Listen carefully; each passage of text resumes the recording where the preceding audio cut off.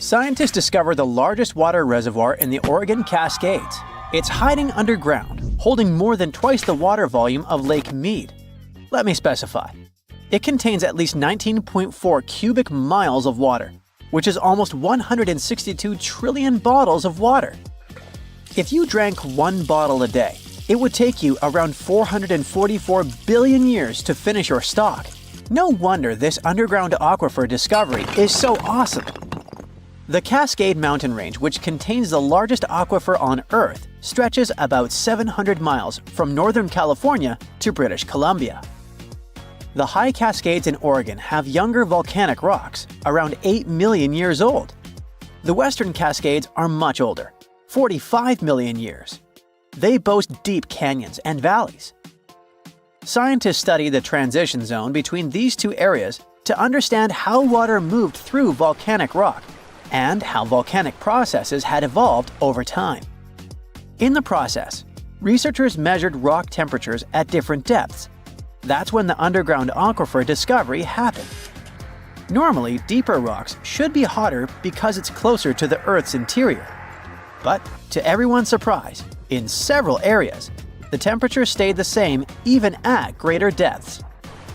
Well, this was a strong clue that water was flowing through the rock and cooling it down. In other words, the Cascades function like a natural water tower, storing and slowly releasing water into rivers and streams. These geological water findings are important for two main reasons. First, it's our potential water source for the future. Such a massive amount of water stored underground could be an important resource. So far, we don't know how long it will remain in its current state and how resilient it's going to be to changes. So, we need more research to properly manage its use. Secondly, it affects volcanic activity. When water seeps deep underground and reaches magma, it instantly turns into steam, creating extreme pressure that can trigger explosive volcanic eruptions. Understanding how much water is stored in volcanic rock could help predict future eruptions and the risks they pose. Now, even though this discovery is exciting, there are still many unanswered questions. Like, how does this water move through the volcanic rock? Or how much of it is actually usable as a water resource? Since this underground reservoir depends on rain and snow, a series of dry years could cause big problems for both water supply and volcanic stability. Researchers are now working to understand the full impact of the Cascades volcanic water reservoir and how to manage it responsibly. But let's look closely at the geological wonder that is the Cascade Range. Picture this: a massive mountain range stretching all the way from Northern California up to British Columbia, cutting right through the middle of Oregon. That's the mountain range we're talking about. In Oregon alone, it's about 260 miles long and up to 90 miles wide, covering 17,000 square miles. Whoa, that's bigger than each of the 9 smallest US states. The coolest thing is that the Oregon part of this mountain range is basically built by volcanoes, and apparently contains at least one volcanic rock water storage. The range itself exists because of something called the Cascadia Subduction Zone, where the Juan de Fuca tectonic plate, a chunk of Earth's crust under the Pacific Ocean, is slowly getting shoved beneath North America. As it sinks, the intense heat and pressure force water out of the oceanic rock. It lowers the melting point of the surrounding mantle and creates magma. That magma rises up and fuels the Cascade volcanoes. This is part of the Ring of Fire, the giant belt of volcanoes circling the Pacific. So, in a way, the Cascades are part of a much bigger volcanic system that's constantly shifting and changing. The Oregon Cascades are actually made up of 2 completely different zones, the Western Cascades and the High Cascades, and they look nothing alike. The Western Cascades are the older part. They formed around 45 million years ago. These mountains are rugged and deeply carved up by rivers. Some canyons are as deep as 3,700 feet. This part of the range used to be volcanically active, but over time, erosion has taken over, reshaping the land. The High Cascades, on the other hand, are much younger and way less eroded. Around 8 million years ago, the volcanic activity shifted, and new eruptions filled in old canyons, smoothing out the landscape. Eruptions kept piling up fresh lava, and rivers in this region didn't have as much time to create deep valleys like they did in the western Cascades. That's why if you look at the two regions side by side, one looks jagged and carved up, while the other looks smoother and more built up. Some of Oregon's most famous volcanoes are located in the high Cascades. I'm talking about Mount Hood, Mount Jefferson, the Three Sisters, and Crater Lake, which actually formed when Mount Mazama erupted and collapsed in on itself. Unlike smaller volcanoes that pop up, erupt for a bit, and disappear over a few months or years, these giant volcanic centers have been active for thousands of years. And because they've been around for so long, they have way more complex magma systems. They produce everything from basalt, which is a runny, fast-moving lava, to andesite, dacite, and rhyolite. And rhyolite is the type of magma that leads to huge explosive eruptions. So while some of these volcanoes might just ooze lava, others have the potential for devastating blasts. Another amazing thing about these long-lived volcanoes is that their underground magma chambers stay hot for a really long time. That's why the Cascades are one of the best places to tap into geothermal energy. There's a ton of heat just sitting beneath the surface, waiting to be used. Oh, and don't forget about the Cascades volcanic water reservoir. Who knows how we will use it in the future? Now, we already know that the Cascades are part of the magnificent Ring of Fire, Earth's most explosive zone. Imagine a massive horseshoe-shaped belt wrapping around the Pacific Ocean, stretching for about 25,000 miles. It's one of the most geologically active areas on the planet. This is where Earth's tectonic plates are constantly shifting, colliding, and grinding against each other, creating some of the world's most powerful earthquakes, volcanic eruptions, and deep ocean trenches. The Ring of Fire follows the meeting points of multiple tectonic plates, and they all surround the giant Pacific Plate.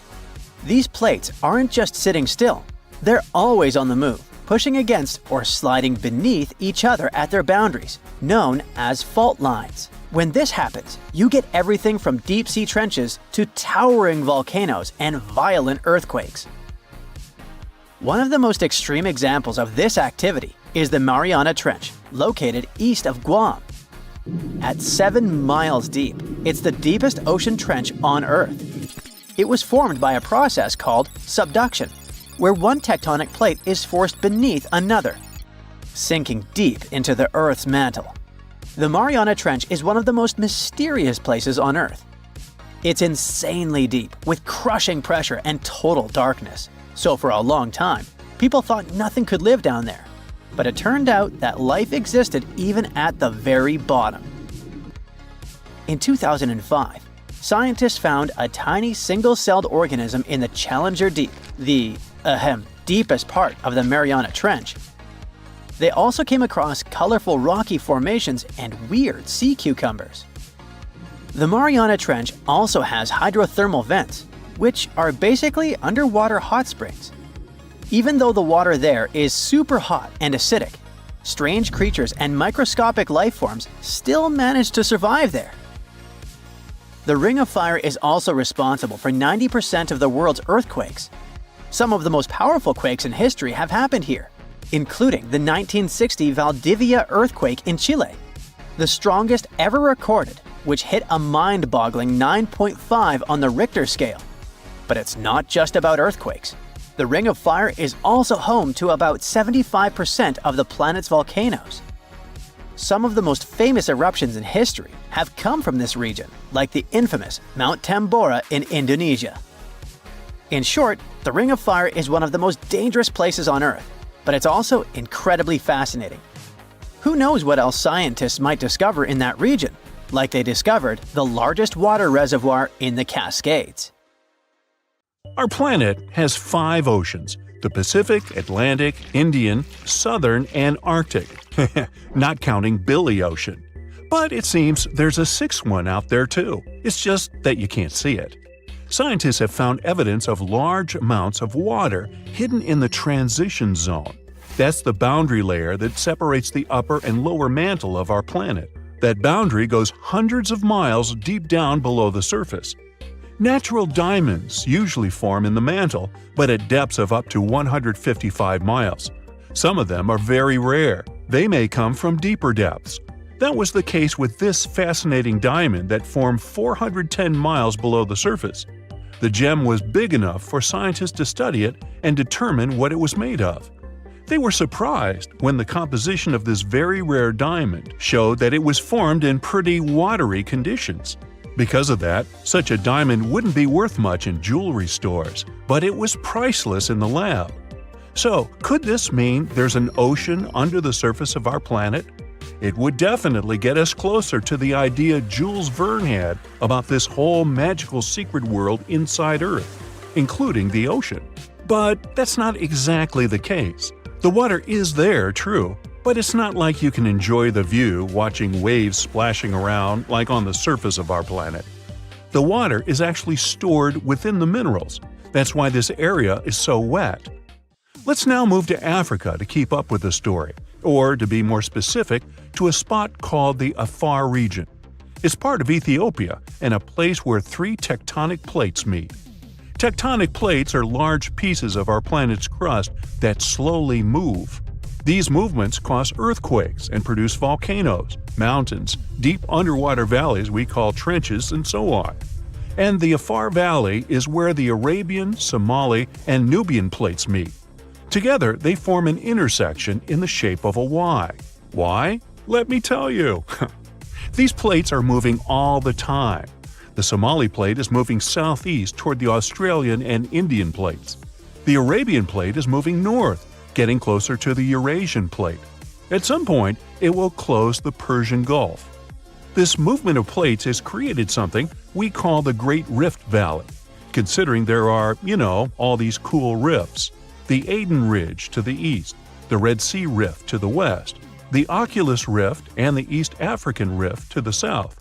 But the East African Rift is something we want to focus on, because this one could be the key to this potential sixth ocean, but this time on the surface.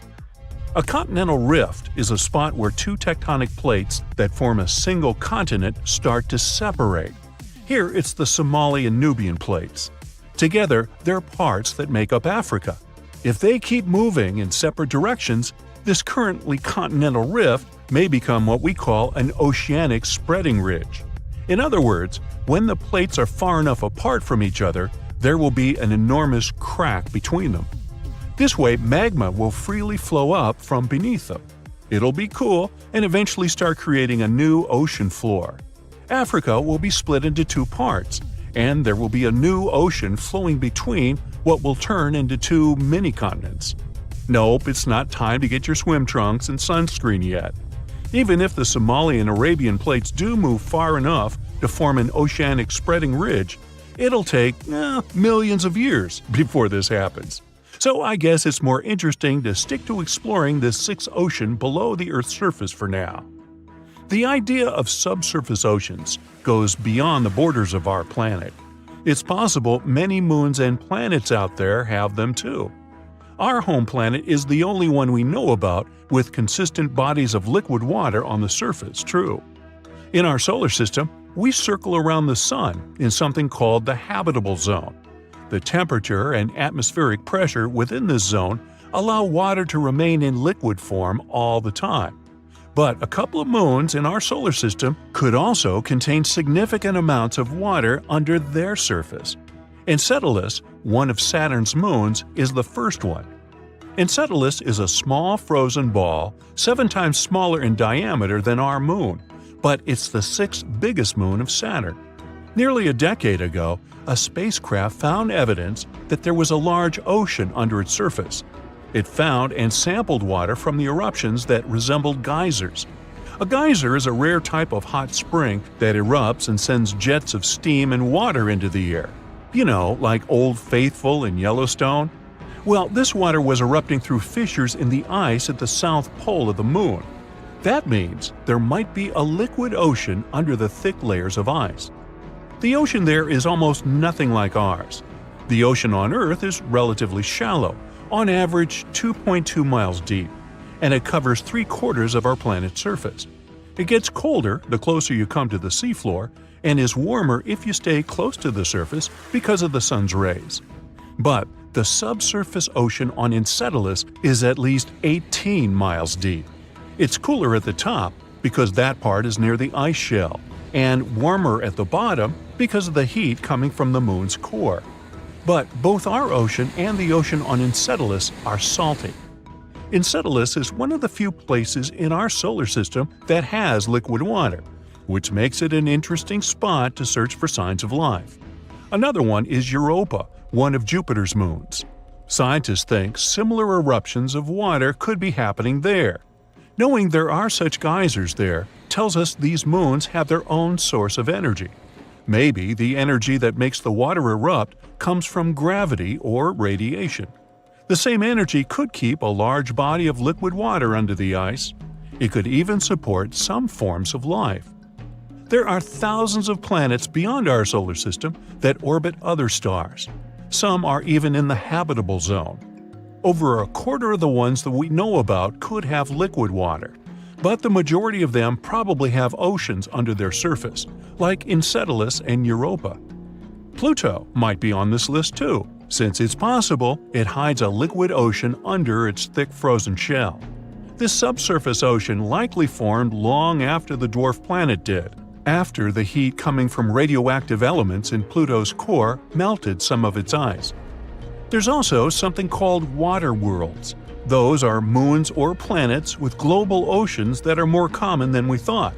I mean, some call Earth a water world too. 71% of its surface is water after all. And when you look at our home planet from space, you mostly get those blue marble pictures. When exploring other planets, especially those outside of our solar system, researchers often go with a policy of follow the water. After all, water is the main element we know that's necessary for supporting life. And when there's a water world that's close to its parent star, scientists assume it must have formed way farther and then moved closer once its orbit shrank. The composition of the planet was set when it was in a colder orbit, or, in other words, when it made a wider circle around its star. We call the process of orbital shrinking a migration, and if water worlds are really that common, it can be proof that migration really happens. Exoplanets are all those planets that orbit around other stars, not our Sun.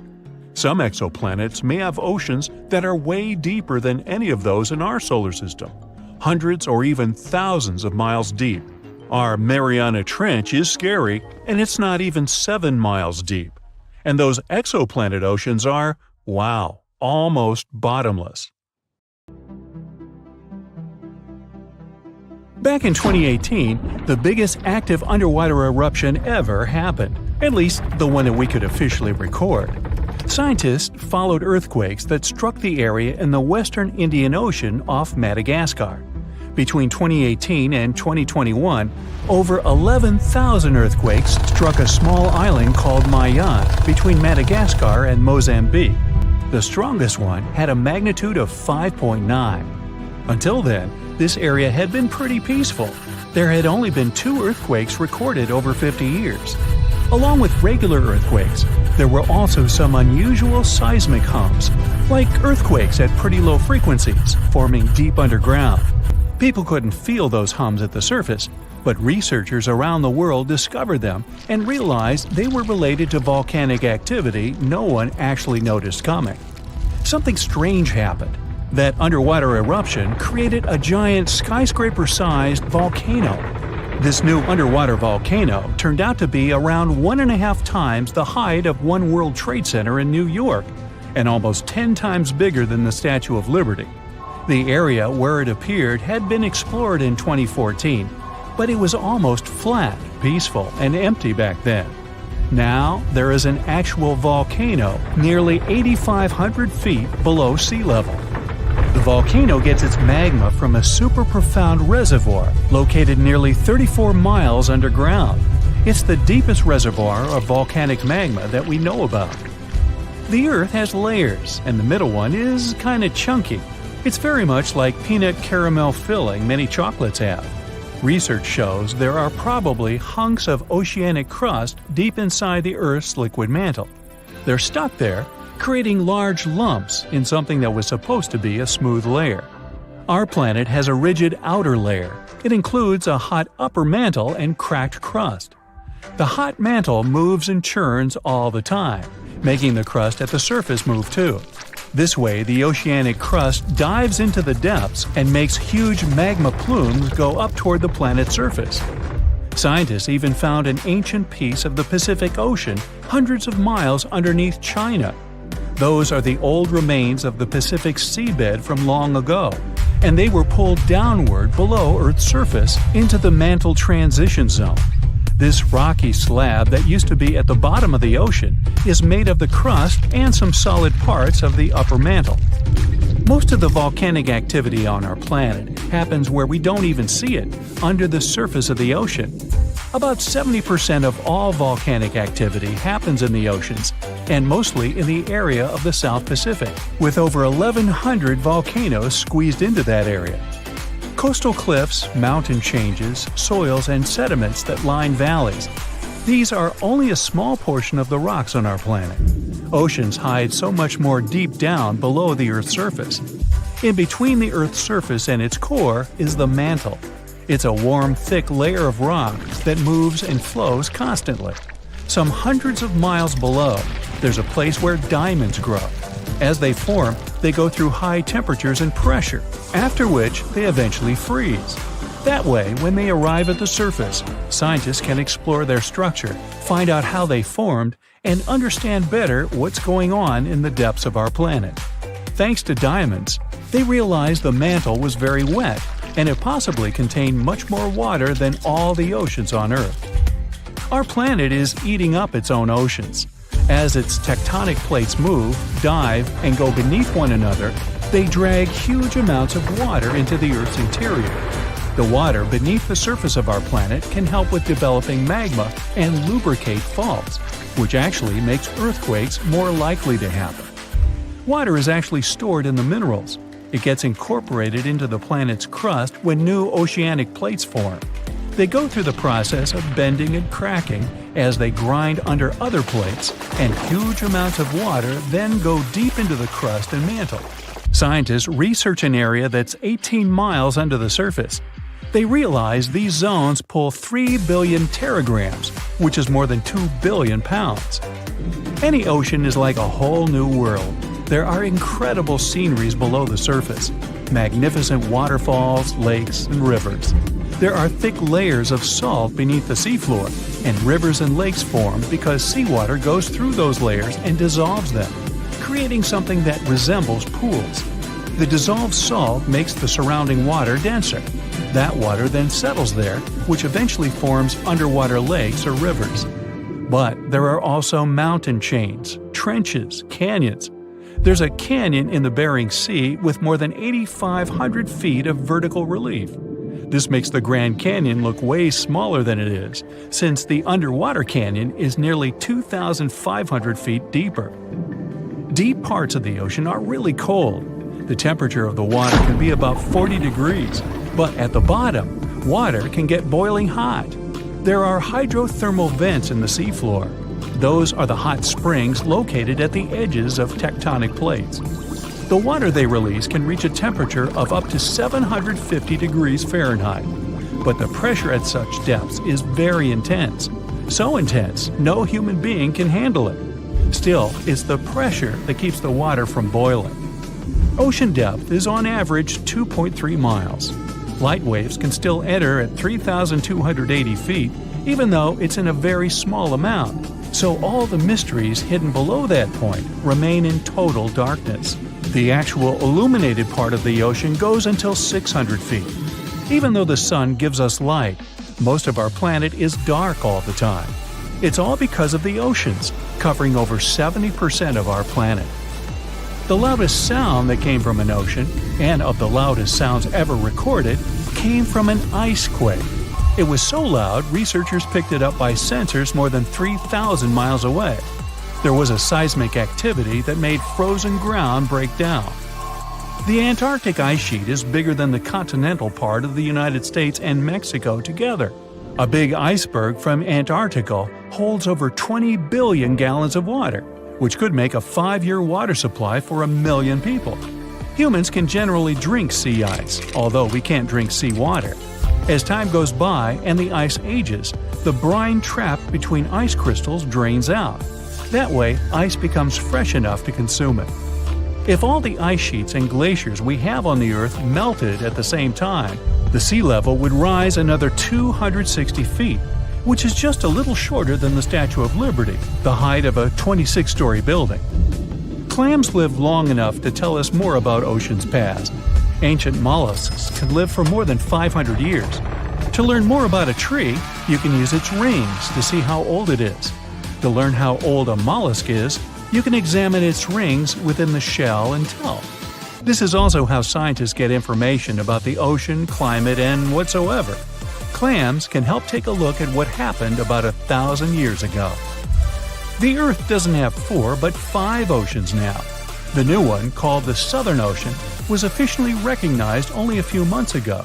It borders the Atlantic, Pacific, and Indian Oceans, so scientists couldn't agree if it's really a new ocean or just part of the colder regions of these 3. We don't only divide oceans on maps, each has different conditions for unique marine species. For example, the Southern Ocean has leopard seals, orcas, minke whales, emperor penguins, and other animals that live in cold, icy seas. It's also home to krill, small creatures that look like shrimp and are food for many bigger animals that live there. Life on our planet started about 3.5 billion years ago. I wasn't around then. It's still a mystery how and when exactly, but some theories say life could have first emerged in the depths of the ocean.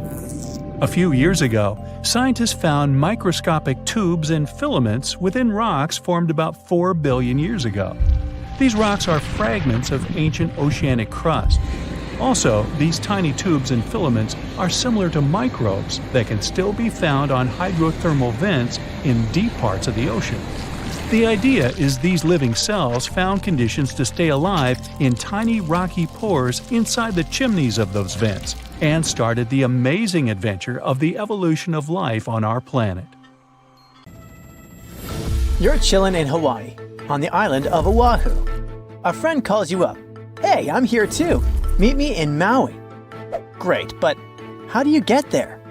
Your first thought is probably to take a ferry, but that's impossible. Hawaii is a pretty unique place. It's the most expensive state to live in. It has its own official language besides English. And it's the only American state made up entirely of islands. Hawaii has a total of 137 islands. 8 are the main ones, but only 6 are open to tourists. And the distance between those islands is probably bigger than you'd expect. For example, traveling from Oahu to the Big Island is around 185 miles, which is about the same distance as Chicago to Indianapolis. You might be surprised that you can't make that trip by boat. In fact, the only ferry system that actually takes passengers in Hawaii runs between Maui and Lanai. That's it. So your only option is to travel between islands is by plane. Honestly, it's a little surprising, especially considering how many people visit Hawaii every year. Tourism pretty much drives their economy, and in the first 8 months of 2024 alone, over 6 million people visited its beautiful beaches. Knowing that, we would expect Hawaii to set up a good ferry system to make it easier for visitors to get around. Just like in Greece. This would probably boost tourism even more, bringing more money to the state. But believe me, authorities and private companies also know that. In fact, they've already tried it. Ferries were a big way of getting around in Hawaii from the 19th century up until the 1950s. Since then, there have been a few attempts to bring back a ferry service, but unfortunately, they have all failed. One of the biggest attempts was the Hawaii Super Ferry, which aimed to provide a fast, affordable boat service between islands. It could carry almost 900 passengers and even allow them to bring their own cars along. The trial run started in 2007, and people were excited, but it turned into a big fiasco. A bunch of legal and environmental issues came up, like concerns about the impact on marine life, especially whales. The courts decided the ferry didn't go through the proper environmental reviews, and that caused a lot of trouble. By 2009, after tons of protests and setbacks, they had to shut it down. If a project like this comes up again, it will probably fail one more time. And there are a few reasons why it's almost impossible to set up a regular ferry system there. Let's start by talking about Hawaii's rough waters. They are deep and wild. Take the Alenoiaha Channel, for example. It's a 30-mile stretch that separates Maui from the Big Island. Its name means Great Billow Smashing Channel, and it lives up to that. It's over 6,000 feet deep, making it one of the most dangerous stretches of water on Earth. The wind there is also super strong, the fastest in Hawaii's coastal waters. But it's not any easier in the rest of the archipelago. The whole region gets hit by storms from the Pacific up north, sending big waves crashing into the islands and making the waters rough and unpredictable. Swells can come from 3, 4, or even more directions, making the sea feel really choppy. Someone who's not used to taking ferry boats would definitely find that, well, uncomfortable, to say the least. To deal with rough seas like this, the ferries have to be really big and strong. But that also makes them more expensive and harder to run than the ones in places like Alaska or Washington State. Another reason it's so tough to set up this system today has to do with marine life. A big ship moving through the shallower waters when docking could really damage the local ecosystem. And there's also the problem that the sea routes are also the migration paths of many sea animals, like humpback whales and spinner dolphins. Not to mention, ferry services can make it easier to spread harmful plants and animals, what experts call invasive species.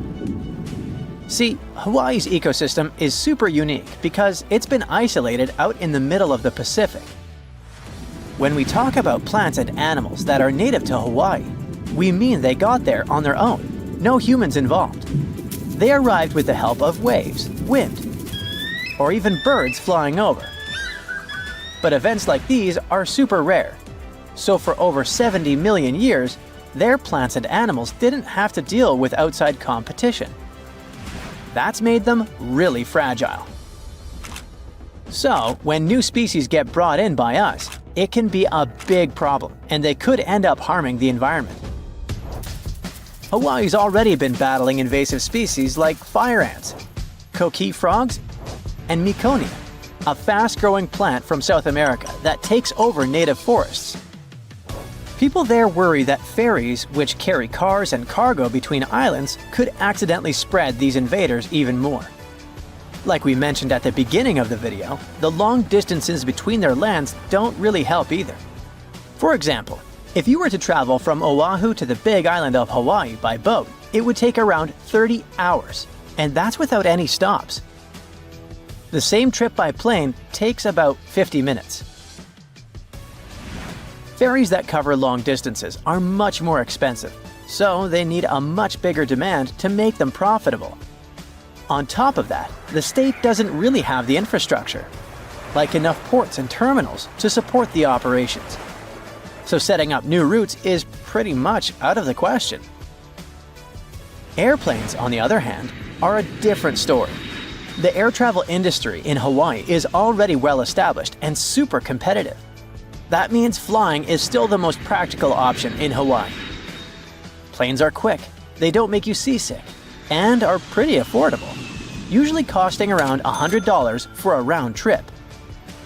Okay, but what do the locals think about all this? Well, apparently, there isn't a huge demand for residents to commute between the islands all that often. Oahu is the busiest island in Hawaii, with about 70% of the state's population living there. It is where Honolulu, the capital, is located, and where most of the state's business happens. So, people from the other islands usually come over for a specific doctor's appointment or to catch a big concert. And that might happen once or twice a year, no more than that. So even if people could choose between taking a ferry and a plane for these special occasions, most of them would probably still prefer flying. There are plenty of options between the main island airports. Planes usually start flying around 5 in the morning, and there are flights available every hour until the last one, which is usually at 9 in the evening. If you've been dreaming of going to this paradisiacal place but are worried about spending too much on plane tickets, I have some tips for you. First off, keep in mind that visiting all the main islands in 5 days or less is way too ambitious. So, if you don't have much time to spend there, think about your priorities.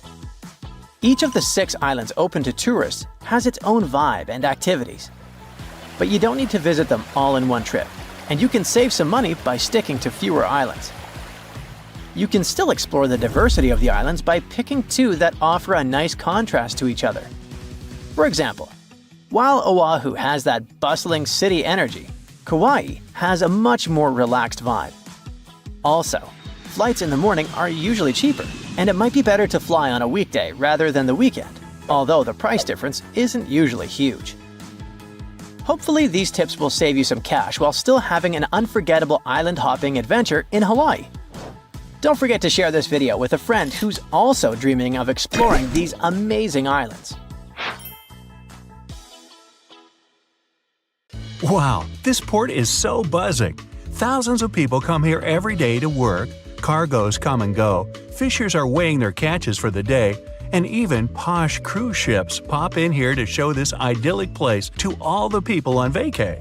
The ocean shore is fantastic. People walk along the beach eating ice cream or building sandcastles. Oh, and by the way, right now we're standing where the Sahara Desert used to be. Normally our lifetime is too short to see any major changes. We don't notice mountains rise or the way rivers change their course. Entire valleys may be sinking, but it usually takes too long for them to sink entirely. Still, a group of scientists recently noticed there's a new ocean being formed really fast, and we can even witness it appear. Look here! It's the Afar Triangle. There's the Horn of Africa Peninsula not far away. It's the exact site where the 6th ocean is being born at the moment. Wherever you are, you're basically standing or sitting on a tectonic plate. You're just sitting on a couch watching this video? Cool! Your couch is standing on the floor, your floor makes part of your house is standing on the ground, and if you take a deeper look, it all stands on one of 15 principal tectonic plates. Together, these chunks are referred to as lithosphere. It's like a nice apple pie. The crust is the lithosphere, and the fragile apple filling is everything that's on the planet's surface. If the crust cracks, the filling leaks out. And this is what any earthquake is like. A tectonic plate, aka the crust, moves. The filling, also known as houses and people, is disturbed. Africa is made up of 2 plates, the Nubian and the Somali ones. Yeah, that's a large pie. And it seems like these 2 plates are constantly separating. It leads to an oceanic spreading ridge. It looks like the African continent is literally unzipping a part of it at this moment. A 345 square mile chunk of the Sahara Desert just split, so the magma rose.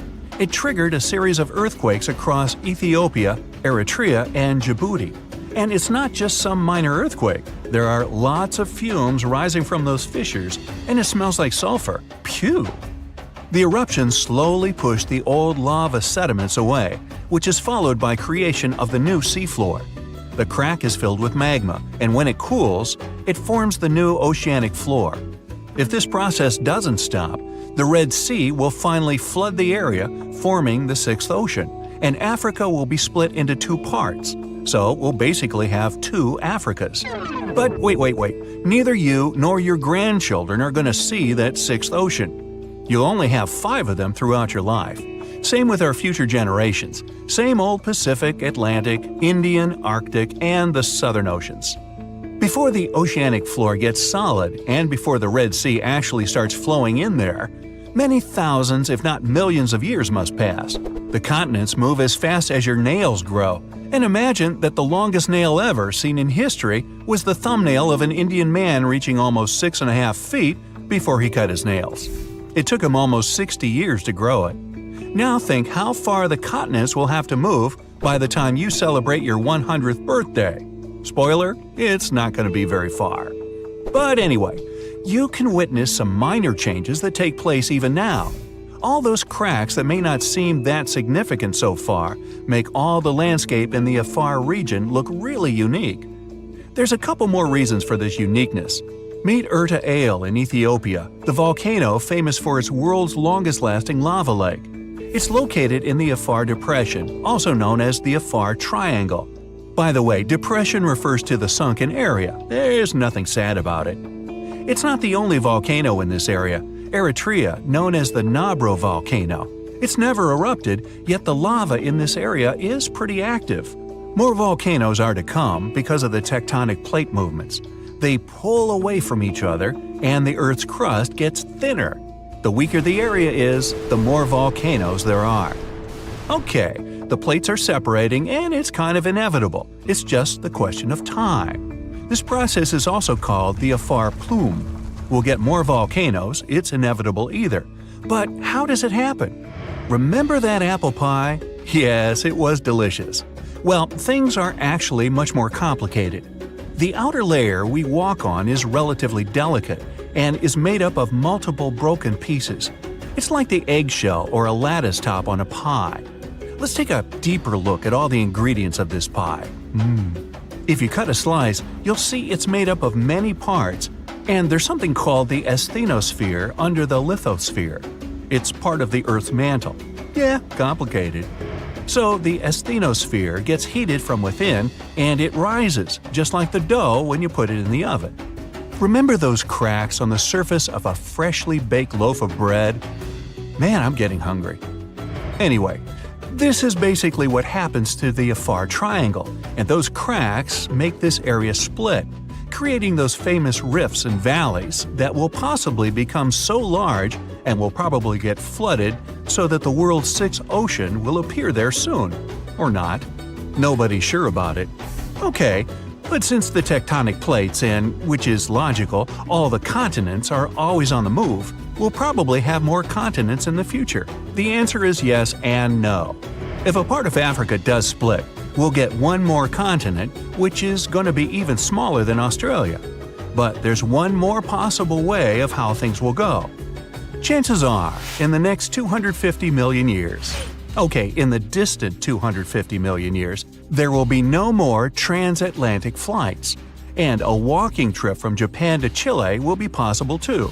Way too long, but possible. It's all happening now, and the first results will be noticeable in some 50 million years from today. I won't be around then. Australia will move towards Southeast Asia, and it's going to fit in just perfectly. And Africa will be pushed to southern Europe. Still, these transformations will take a really long time. People and continents have something in common. Remember that continents move as fast as our hair and nails grow, just about 1.2 inches a month. Some of them move even 5 times faster though, but even this speed is too slow for 4,500 miles distance between Africa and Europe. One theory tells us the things we've already seen before. Well, you didn't see that with your own eyes, neither did any of your ancestors who came to America across the Atlantic hundreds of years ago. The fact is, all the continents were once one landmass known as the Pangaea supercontinent. Even though it formed over 300 million years ago and split about 180 million years ago, give or take, it might come back together.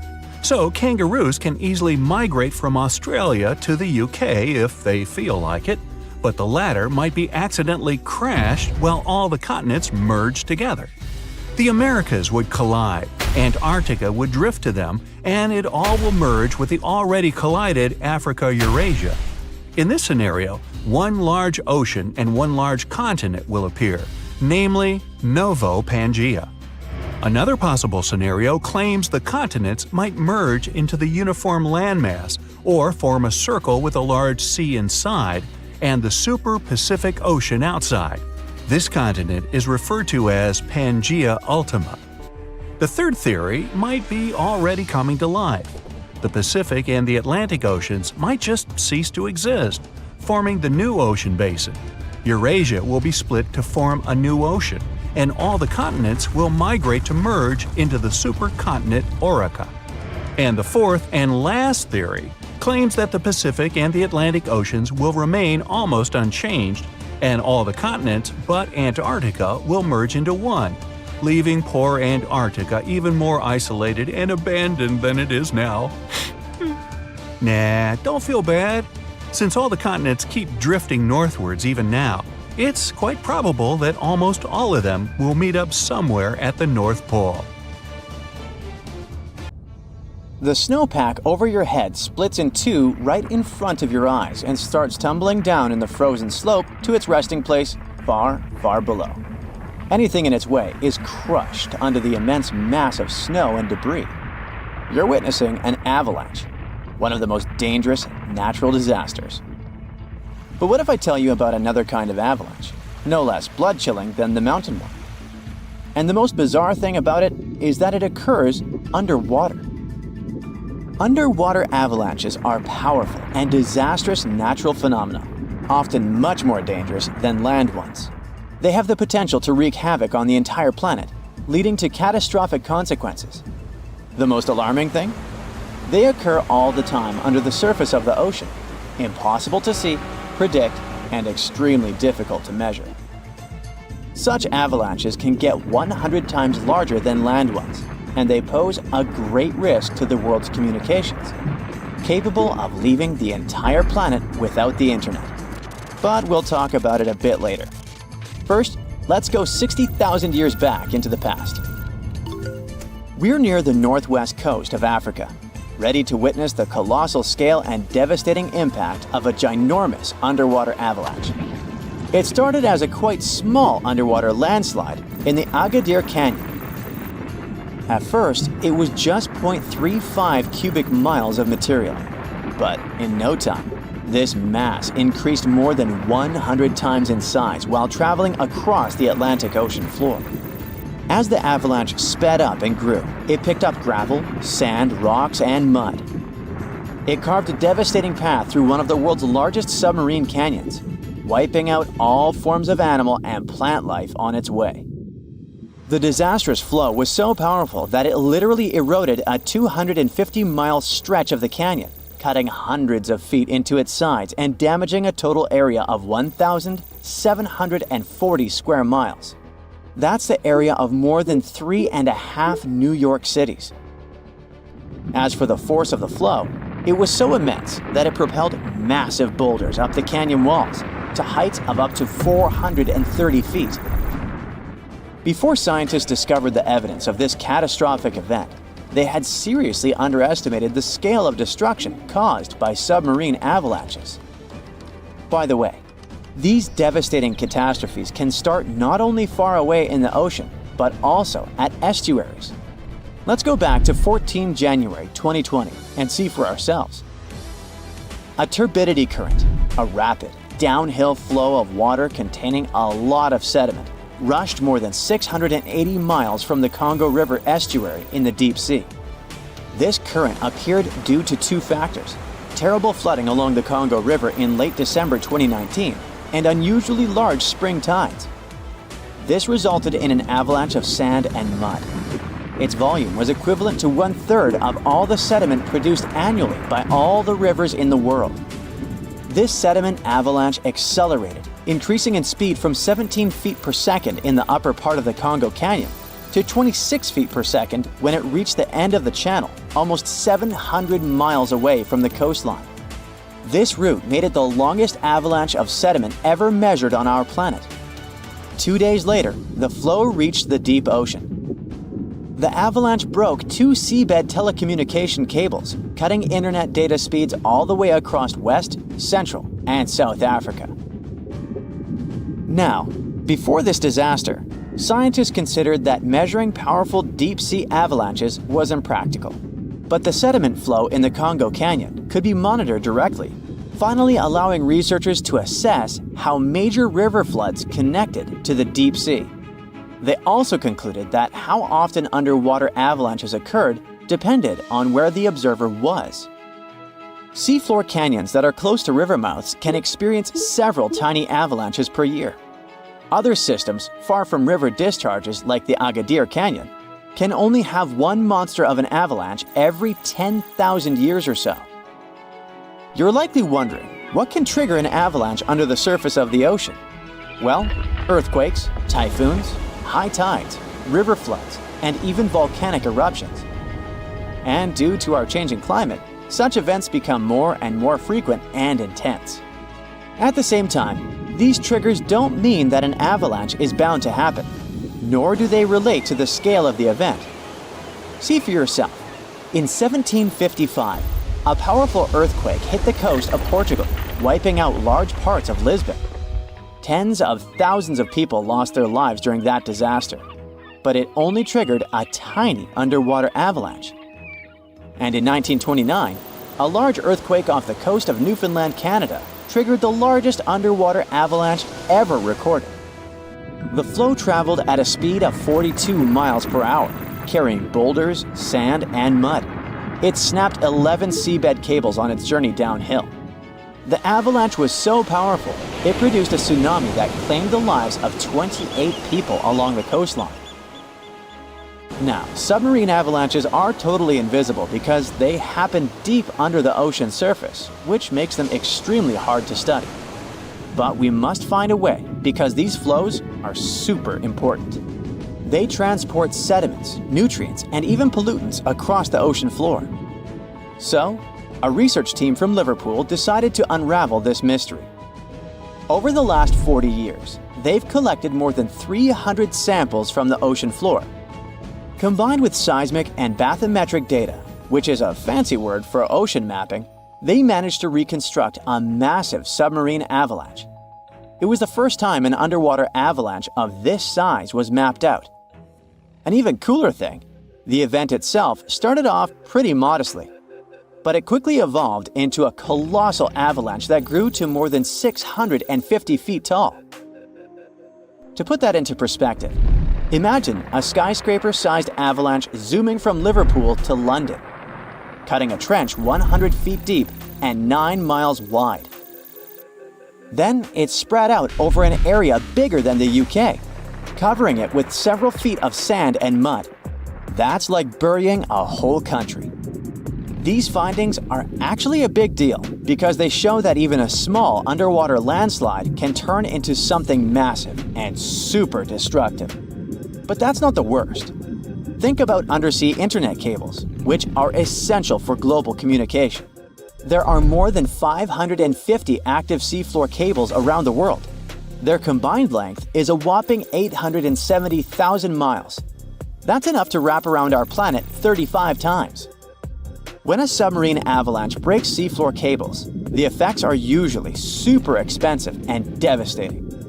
For example, in 2006, an earthquake in Taiwan triggered underwater avalanches that cut loads of seafloor cables connecting Southeast Asia with the rest of the world. The largest internet operator in China had a 90% loss of traffic to the USA at the peak of the event. As for Taiwan itself, it experienced between 74 to 100% loss in traffic to neighboring islands. So now you probably get why we need to learn more about this natural phenomenon. Luckily, researchers at Tulane University have found a way to study it in 3D. Previous studies only looked at submarine avalanches in 2D, which didn't give the full picture of how they actually behaved. The new research focused on how underwater flows interacted with mini basins, natural features on the ocean floor that look like shallow bowls. Despite being called mini, these bowls can be huge, up to 4 square miles. When turbidity currents flow into these mini basins, they don't just stop. No, they hit the far side and curl back around like water eddies in a stream. These swirling flows move the sediment around before it settles on the ocean floor. The size of the mini basin and the speed of the flow can change how the current behaves. If the basin is big and the current is slow, it starts to fill up with sediment. But if you crank up the flow speed or shrink the basin, the current starts to overflow, spilling over the basin. To study all this, the researchers created a mini version of a mini basin in a pool and used different speeds of flow to simulate turbidity currents. They even made their own sediment mixtures to see how different sizes of particles would behave. In the end, they managed to mimic real-life ocean conditions, but on a smaller, manageable scale. Pretty cool, huh? Okay, imagine there's a huge hot ball hidden inside the Earth. It's floating in an ocean of molten metal. This ball also spins on its axis, but it moves faster than the rest of our planet. This is what the Earth's core looks like. The solid metal ball is the inner core, and it's 750 miles thick. That's roughly the distance between New York and Chicago, and the whole thing is made up of hot iron and nickel. The outer core is the molten ocean. To reach the edge of it, you'd need to dig a tunnel into the Earth that was about 3,700 miles long. But you would hardly want to go there because it's the hottest point on the planet. The core temperature is 11,000 degrees Fahrenheit. That's greater than the surface temperature of the Sun. Another incredible thing about this place, the gravity at the outer core is 3 times stronger than that at the Earth's surface. This means that if we could somehow find a way to live near the core and you threw a stone there, it would fall 3 times faster than normal. It would become 3 times heavier. You would also become 3 times heavier. Now that doesn't bother you so much because things far worse will soon happen. Living conditions in the core would be the exact opposite of life on the International Space Station, and it'd be a lot harder than living on the surface. It would be difficult for you to even hold a fork in your hand because of just how heavy it would feel. Eating lunch would become a serious challenge. You'd break into a sweat just from writing with a pen on paper or typing on a computer. But if people could ever get used to these conditions, they'd become a lot stronger. Humans have learned to use the heat coming from inside the Earth as a source of energy. Some companies use this energy to heat water, which creates steam. This steam is used to power turbines that produce electricity. If the core ever cooled down and that heat disappeared, this kind of electricity might become very expensive. Some parts of Earth might become very dark, as people went back to using candles and fires to light things up at night. And you could forget about using your electric car as well, because charging it up would be just too much money. Phones, computers, the internet, all these things would cost a lot more. But this would actually be the least of our worries. Oh, just wait for it. The hot core's rotation creates the Earth's magnetic field. This field is like a shield that protects us from the sun and outer space.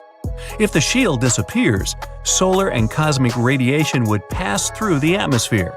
The electricity supply would become seriously unstable. Microwaves, televisions, kettles, traffic lights, and computers could all be damaged. The screen of your laptop or phone would turn on and off randomly. Videos could freeze, and the batteries could run out in a second.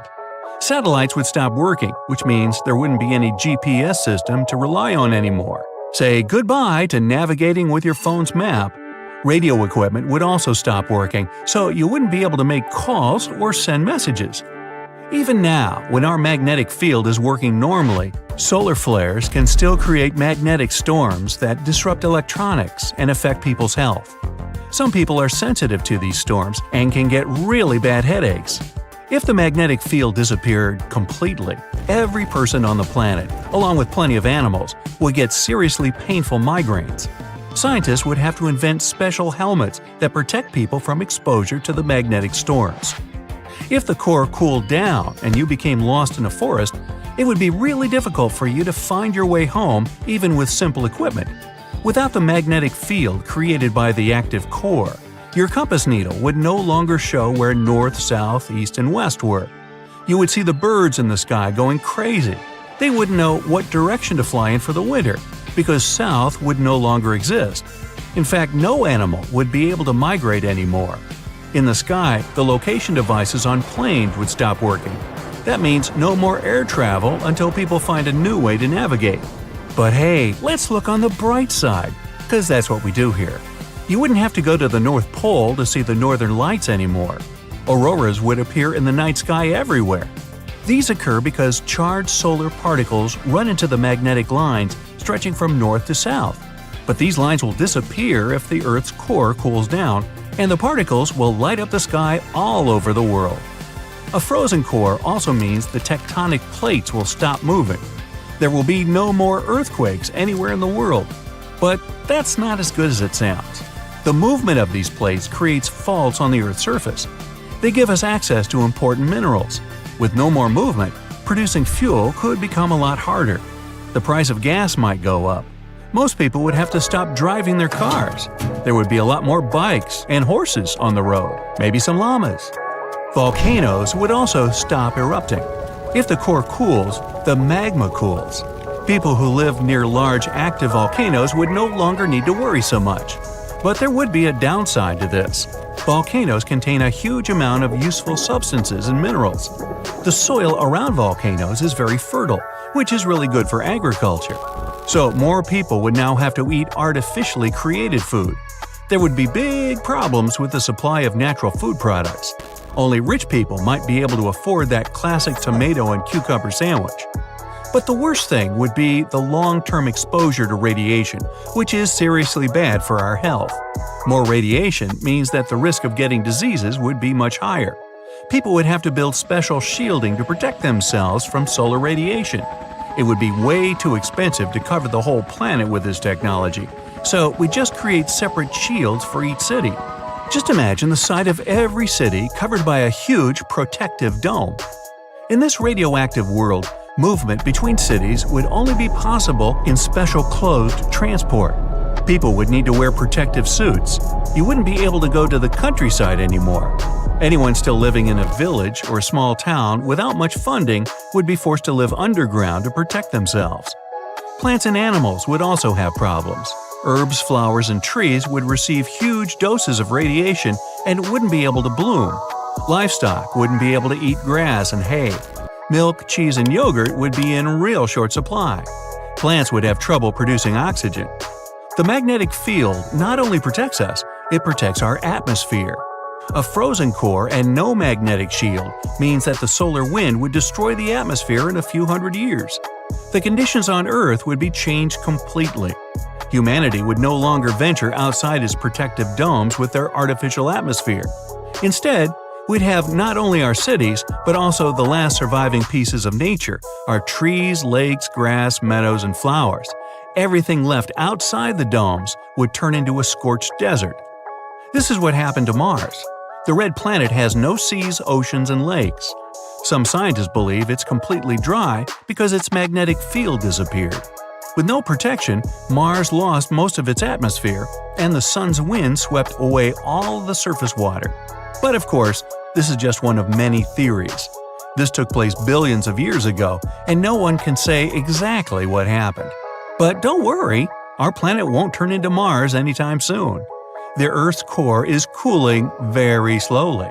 It will take another 2 billion years or so before it cools down completely. What's weird, though, is that our magnetic field can be unstable even today. In the southern hemisphere, there's a spot where the magnetic field is weak. This place is called the South Atlantic Anomaly. Charged solar particles flow through this spot, which can cause problems for orbiting satellites as they pass through. There are some other places like this around the world, but fortunately, they don't cause us any really big problems. Good thing. Hey, don't freak out. Those red waters you see aren't blood oceans. It's just a natural occurrence called the red tide. Red tides often happen in Florida, especially in the West Florida shelf, and they can stick around for weeks or even months. They're basically caused by an increase in algae levels, hence the color. Those algae produce toxins that can be harmful to marine life. They can also be bad news for us humans, causing symptoms like upset stomach and urgent bathroom trips, if you're picking up what I'm putting down. Volcanoes are super scary, but there's nothing scarier than getting taken out by a pyroclastic flow. These fiery flows move crazy fast and reach insane temperatures, like hotter than your oven on a pizza night. They're like a fireworks show of volcanic eruptions filled with ash, lava, and hot gas, speeding down mountains at 50 miles per hour. Some researchers claim they might even hit speeds of 450 miles per hour, almost as fast as a passenger jet. If you're unlucky enough to be in the path of a flow, you're in big trouble. The heat alone can turn you into a human barbecue, even if you try to hide in a building. The air around the flow can reach temperatures high enough to fry your insides, burn your clothes off, and leave metal melted into your skin, which almost sounds like a Marvel origin story. However, a lot of people have met their end because of these flows. But there's one crazy story about a guy named Luger Silbaris, still sounding like an origin story. So on the 7th of May, 1902, there was a major eruption on the island of Martinique. The night before, Silbaris had gotten into trouble and ended up in jail. Maybe this is a villain origin story. He'd been locked in a sturdy cell facing away from the volcano. The next morning, Mount Pella unexpectedly erupted, destroying St. Pierre within minutes. The flows wiped out around 30,000 people, but Silbaris survived in his cell and became known as the guy who lived through doomsday. The rescue team found him 4 days later. By the way, the cell still stands today. I hope somebody tested him for superpowers. Back on August 21st, 1986, a guy stumbled upon some animals showing no signs of life on his way to Nios village in Cameroon. To his shock, he later found out that everyone in the village had mysteriously passed away. The same thing happened at Lake Manaun in 1984. Turns out, those tragic incidents were caused by something called Limnic eruptions, which are pretty rare disasters where carbon dioxide suddenly bursts out of lake waters, creating a hazardous gas cloud. These type of eruptions usually happen in lakes with high levels of CO2, which can be caused by things like volcanic gases and high pressure. Any little change in temperature or pressure can set off an eruption. So, experts have started looking into ways to safely release CO2 from lakes like Manaun and Nios in order to lower the risk of more disasters in the future. In March 2024, a video captured a terrifying moment of a woman disappearing into a sinkhole while browsing through a Chinese department store. Guess she got more than she bargained for. Ha ha ha ha. Moving on. The scene unfolded as the floor beneath her gave way, sending her plummeting into the abyss. In the midst of the chaos, another customer frantically ran away before returning to check on the woman who had fallen. Their quick thinking and the swift response of emergency crews and firefighters saved the day, resulting in only minor injuries for both women. I'm glad that lady checked on her because I would be gone. An Anvil cloud is basically a big cloud made of ice particles that forms at the top of really tall thunderstorms, or those huge cumulonimbus clouds. The flat top shape is caused by the air rising in the storm and spreading out when it hits the stratosphere. That's why it's called an anvil. It looks like the tool metalworkers use. Duh. The air from the Anvil cloud is cooler than the stratosphere air, which keeps it from going any higher. You can spot Anvil clouds from really far away, sometimes over 100 miles. Often you might see streaks of snow coming from the edge of the cloud known as virga. The snow disappears before hitting the ground because of the dry air. If you notice clouds poking through the flat top or bubbling up, it's an overshooting top, a sign of a super strong storm. Anvils are known for producing dangerous lightning. Normally, lightning comes from the bottom of a storm, but anvil clouds can produce really powerful lightning from the top. This lightning can strike out of nowhere, even from up to 30 miles away. So keep an eye on those anvil clouds if you see one forming nearby. Lahars are no joke. They're basically fast-moving, super dangerous streams of rock, ash, and water that come down the slopes of volcanoes. It's important for everyone to be aware of them. Scientists, policymakers, and even us regular folks. By understanding how lahars work and their potential impact, we can try to stay safe when volcanoes start acting up. Saving lives during natural disasters is the name of the game. There are two main types of lahars: debris lahars and mudflow lahars. Debris lahars are full of solid stuff like rocks and ash, while mudflow lahars are more waterlogged and sludgy. Lahars can be triggered by the rapid melting of snow or ice, heavy rain falling on loose volcanic material, or even a crater-like eruption. The volcano's characteristics and presence of water are key factors in how lahars form and move downhill. When Lahars come barreling down mountains at speeds of up to 120 miles per hour, carrying loads of debris, it's a recipe for disaster. Unless you have a surfboard, but I doubt you'll have a surfboard on a volcano. Just saying. Also, it won't work. Going to the beach for a sunny vacation is the best. There's nothing like basking in the sun, feeling sand between your toes, and hearing waves crash against the shore. But even though it's all relaxing and picture perfect, always keep an eye on the water and never turn your back on the ocean. You may know about rip currents and tides, but have you ever heard of square waves? It's a real thing, and it can be pretty scary.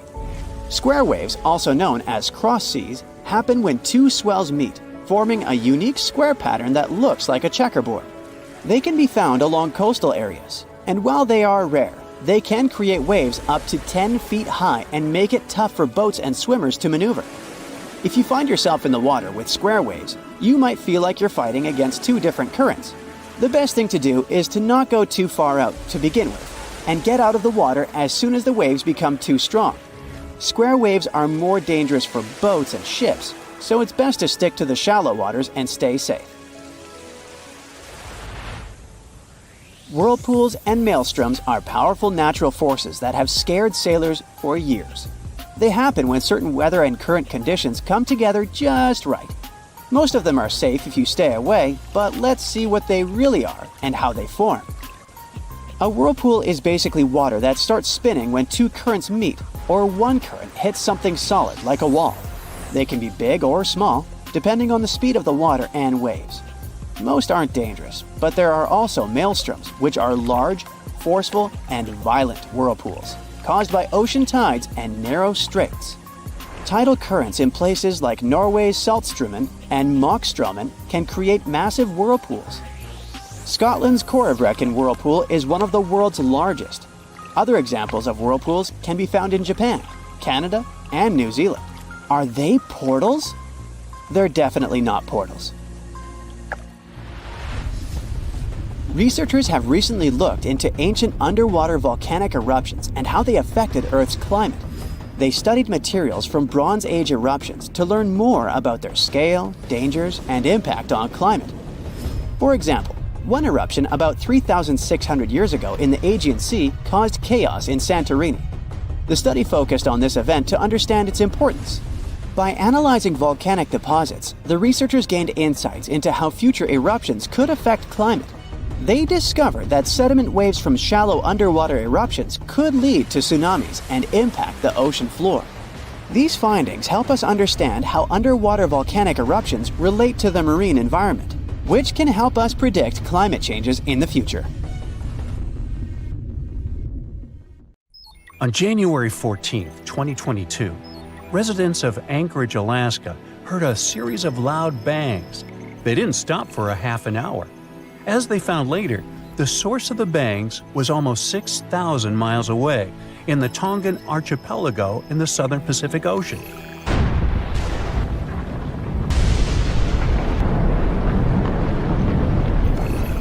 The Hunga Tonga underwater volcano abruptly woke up from its sound sleep. It last erupted at the end of December 2021 after several years of inactivity. Hunga Tonga sent a large plume of ash into the stratosphere that was seen in the capital city of Tonga, 43 miles away from the volcano. In the following days, it was emitting steam and gas to the height of 7 miles. Plus, it was letting out ash that accumulated next to it and even made the island on which it was standing increase in size. Then, it went back to sleep, and the officials even announced it was dormant. But just a couple of weeks later, it woke up again with a crazy force. It sent ash clouds 12 miles into the atmosphere. It blocked the sun in some places and rained down from the sky. The sound waves from the eruption traveled around the planet several times. People in Fiji heard a sound that reminded them of thunder. Some booms even reached Canada. Shockwaves went around the Earth 4 times in Japan and Utah, and at least twice in Massachusetts. The eruption caused tens of thousands of lightning flashes. It also triggered a mega tsunami hundreds of feet high. It caused damage to buildings and infrastructure, such as underwater cables. The extreme waves traveled all the way to the California coast, and there was an unusually high tide along the Pacific coast of Canada. Scientists studied seismic data to understand what caused such a massive eruption. Their research models showed that there was a big blast, likely because gas got trapped in rocks, like how a pressure cooker works when it's overcooked. This blast released a huge amount of energy, as much as 5 of the biggest underground nuclear tests. It all happened under a shallow part of the sea, where gas-filled rock was trapped.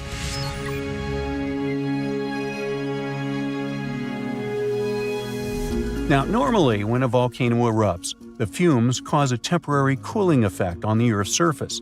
But Hunga Tonga's eruption was different.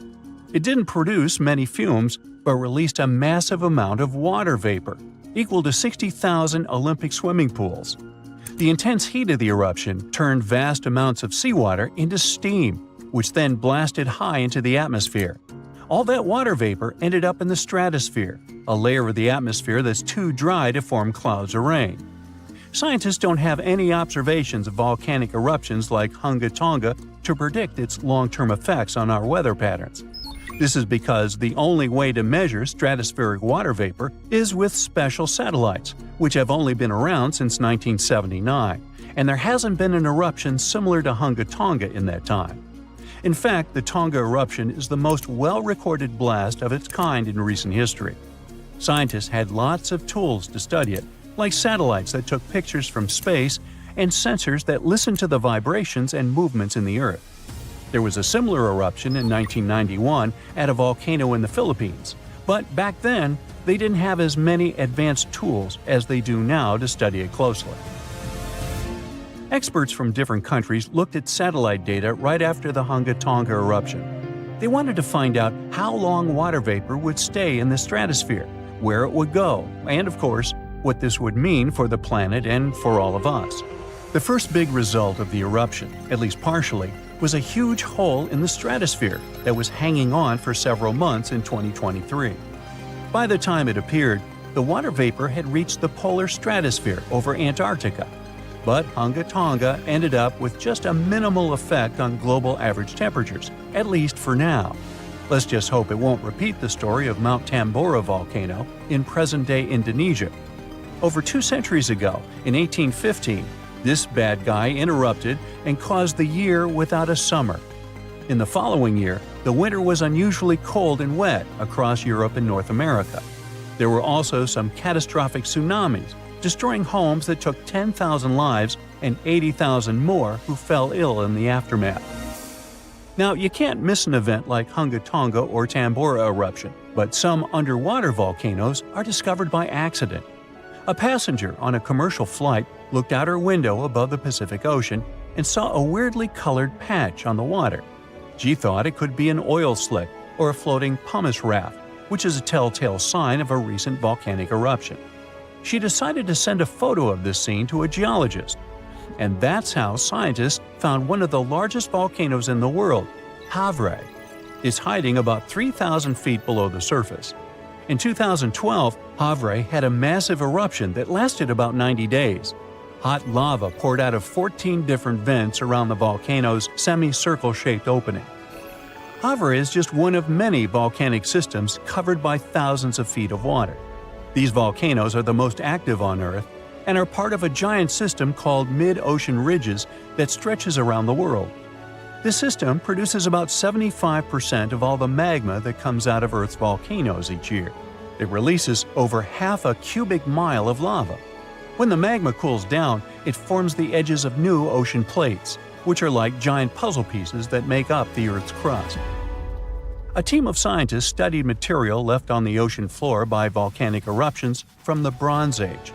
About 3,600 years ago, a volcano that was partly underwater in the southern Aegean Sea woke up with a bang. This eruption destroyed the island of Santorini and sent massive amounts of ash, rocks, and gases into the air. It left behind thick layers of ash and rock that settled in piles on the ocean floor. Scientists have been studying the ancient Santorini eruption for several years to figure out what happens during such massive ones. Their research helps explain how future volcanic eruptions could affect the weather on our planet. The study also helps scientists understand the strength of the eruptions, how high the eruption columns might go, and the sizes of the waves that form when all that ash and rock settles into terraces on the ocean floor. This information will help predict the dangers of future eruptions. Now, when a volcano erupts, the last place you want to be is inside it, but scientists did it for you. Well, kinda. They produced a smart new imaging technique that uses the best ideas from medical imaging and optical telescopes. Matrix imaging, that's what it's called, makes it easier to understand what's happening underground, even when there aren't many sensors available. These sensors, called geophones, detect and record the movement of seismic waves, which are vibrations that travel through the Earth. By studying these waves, scientists can learn about the distinct types of rocks and how they are arranged beneath the surface. The researchers test their method on a volcano in Guadalupe in the Caribbean Sea. There aren't so many geophones on this site, but the scientists combined the data from multiple geophones thanks to this new tech. They used a special trick called the memory effect to reverse the distortions that happen when seismic waves bounce off different underground materials and figure out what the original signals look like. The researchers could clearly see the structure inside the volcano down to a depth of about 6 miles, with incredibly detailed images in a resolution of over 300 feet. They found out that there are many layers of magma stored underground. These layers are connected to other deep parts of the Earth. Knowing about these layers and how they work could help scientists make better guesses about when a volcano might erupt. If they can do that, they might be able to warn people earlier and keep them safe from dangerous eruptions. Your kitchen sink is filled with dirty water. You've just washed the dishes, and you pull the plug out of the drain hole. Do you see how the water forms a funnel, and all the pieces of food get into its center? This is a small whirlpool. Now imagine that this is not a kitchen sink, but a sea with a several feet wide whirlpool. And it draws in not pieces of food, but a small boat. And you're on this boat. You jump off the side and try to swim away, but the whirlpool is stronger than you. It attracts you despite your attempts to swim away. So the first thing you should do is calm down. Yeah, it isn't easy when the deep sea is trying to swallow you up. But if you don't save your strength, you won't be able to survive. And now remember one life hack. Do not try to swim in the opposite direction when the current from the shore carries you away. Head to the side. Thus, you escape from the stream sooner or later and can safely swim to the beach. Inside the whirlpool, you have to act similarly. You need to stop struggle and swim in the direction of the flow. Thus, you'll keep your energy and increase your speed. But don't swim at the very center of the vortex. Try to move away from it in the last moment and you'll get out. Now go to the surface and stay away from the whirlpool. Great! You have survived. You promise yourself never to go to sea again without a life jacket. But of course, the best way to escape from the whirlpool is not to get caught. If you're going on a sea cruise or kayaking at the mouth of the river, find out all about these places. Perhaps they are filled with water traps. You swim to the shore and decide to learn all about whirlpools. It forms in the sink or bathtub because the water begins to drain into the hole and swirl. There are no drain holes in the sea, lake, river, or ocean, and water is formed there because of the collision of two currents. A strong wind can only create one current. The difference in water temperature and its density can make another. Also, the current can be caused by tides. This is when the moon's gravity affects the water. So when two currents flowing in different directions meet, they form a vortex. Two streams of water swirl around each other and move down in a spiral, creating an empty space in the center. Most of the whirlpools are too small and don't pose a danger. But if the water vortex is strong and large, it can sink ships. Such strong whirlpools are called maelstroms. They are usually formed when two currents collide near narrow reservoirs and straits. The world's largest and most dangerous maelstrom is located in the Saltstraumen Strait in northern Norway. Every 6 hours, a whirlpool forms there with a diameter of about 33 feet wide and 16 feet deep. And it can be several whirlpools formed at once. Ships sailing through the bay follow a strict schedule to avoid falling into the water trap. This whirlpool got into the Guinness Book of Records as the largest in the world. However, some whirlpools are hundreds of times bigger, but they are invisible. Giant whirlpools in the Arctic Ocean can reach 18 miles in length. This is the size of a city, and these giant whirlpools are invisible. Fortunately, they are not as dangerous as those that form in Norway. The waters of the Arctic and Atlantic Oceans mix and form water vortexes invisible to satellites.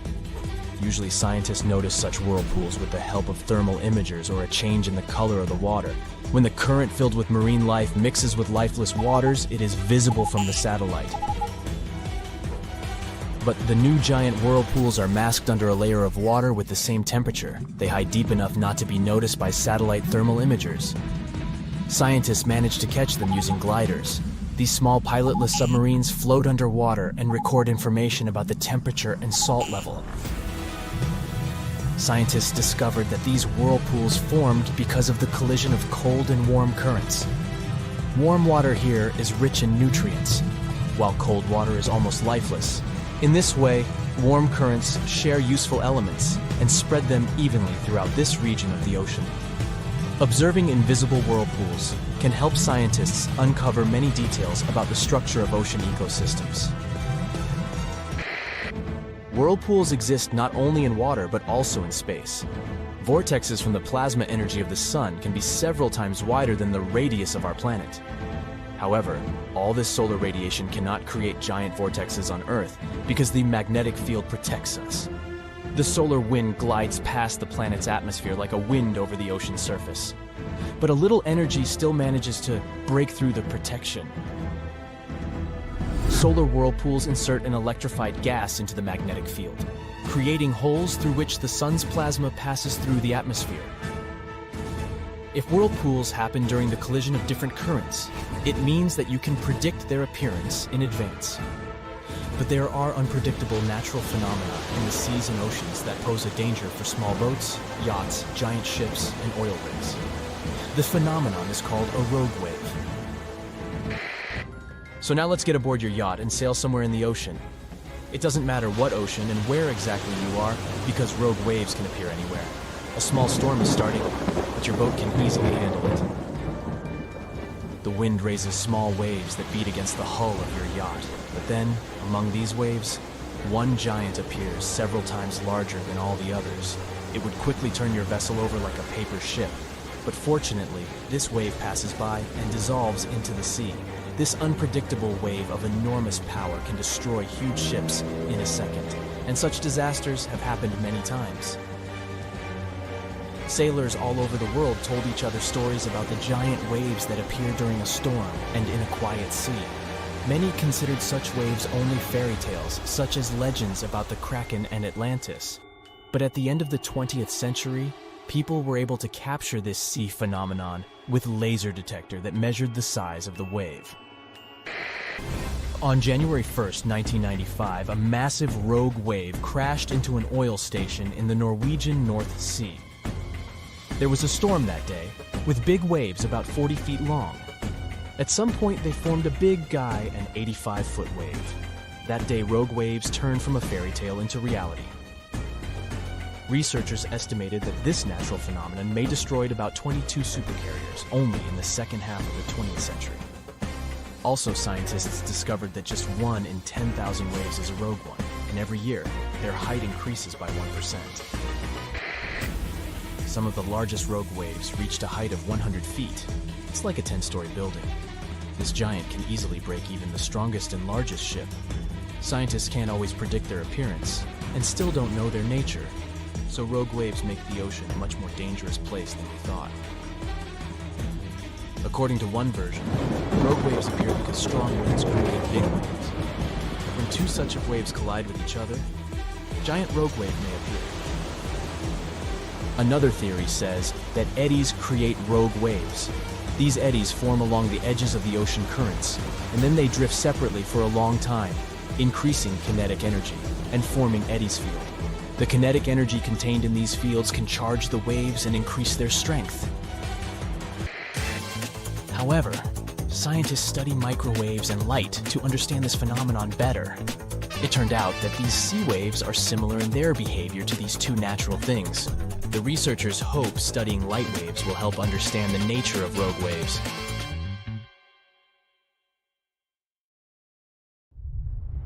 If all the volcanoes on Earth suddenly erupted together, it'd be loud.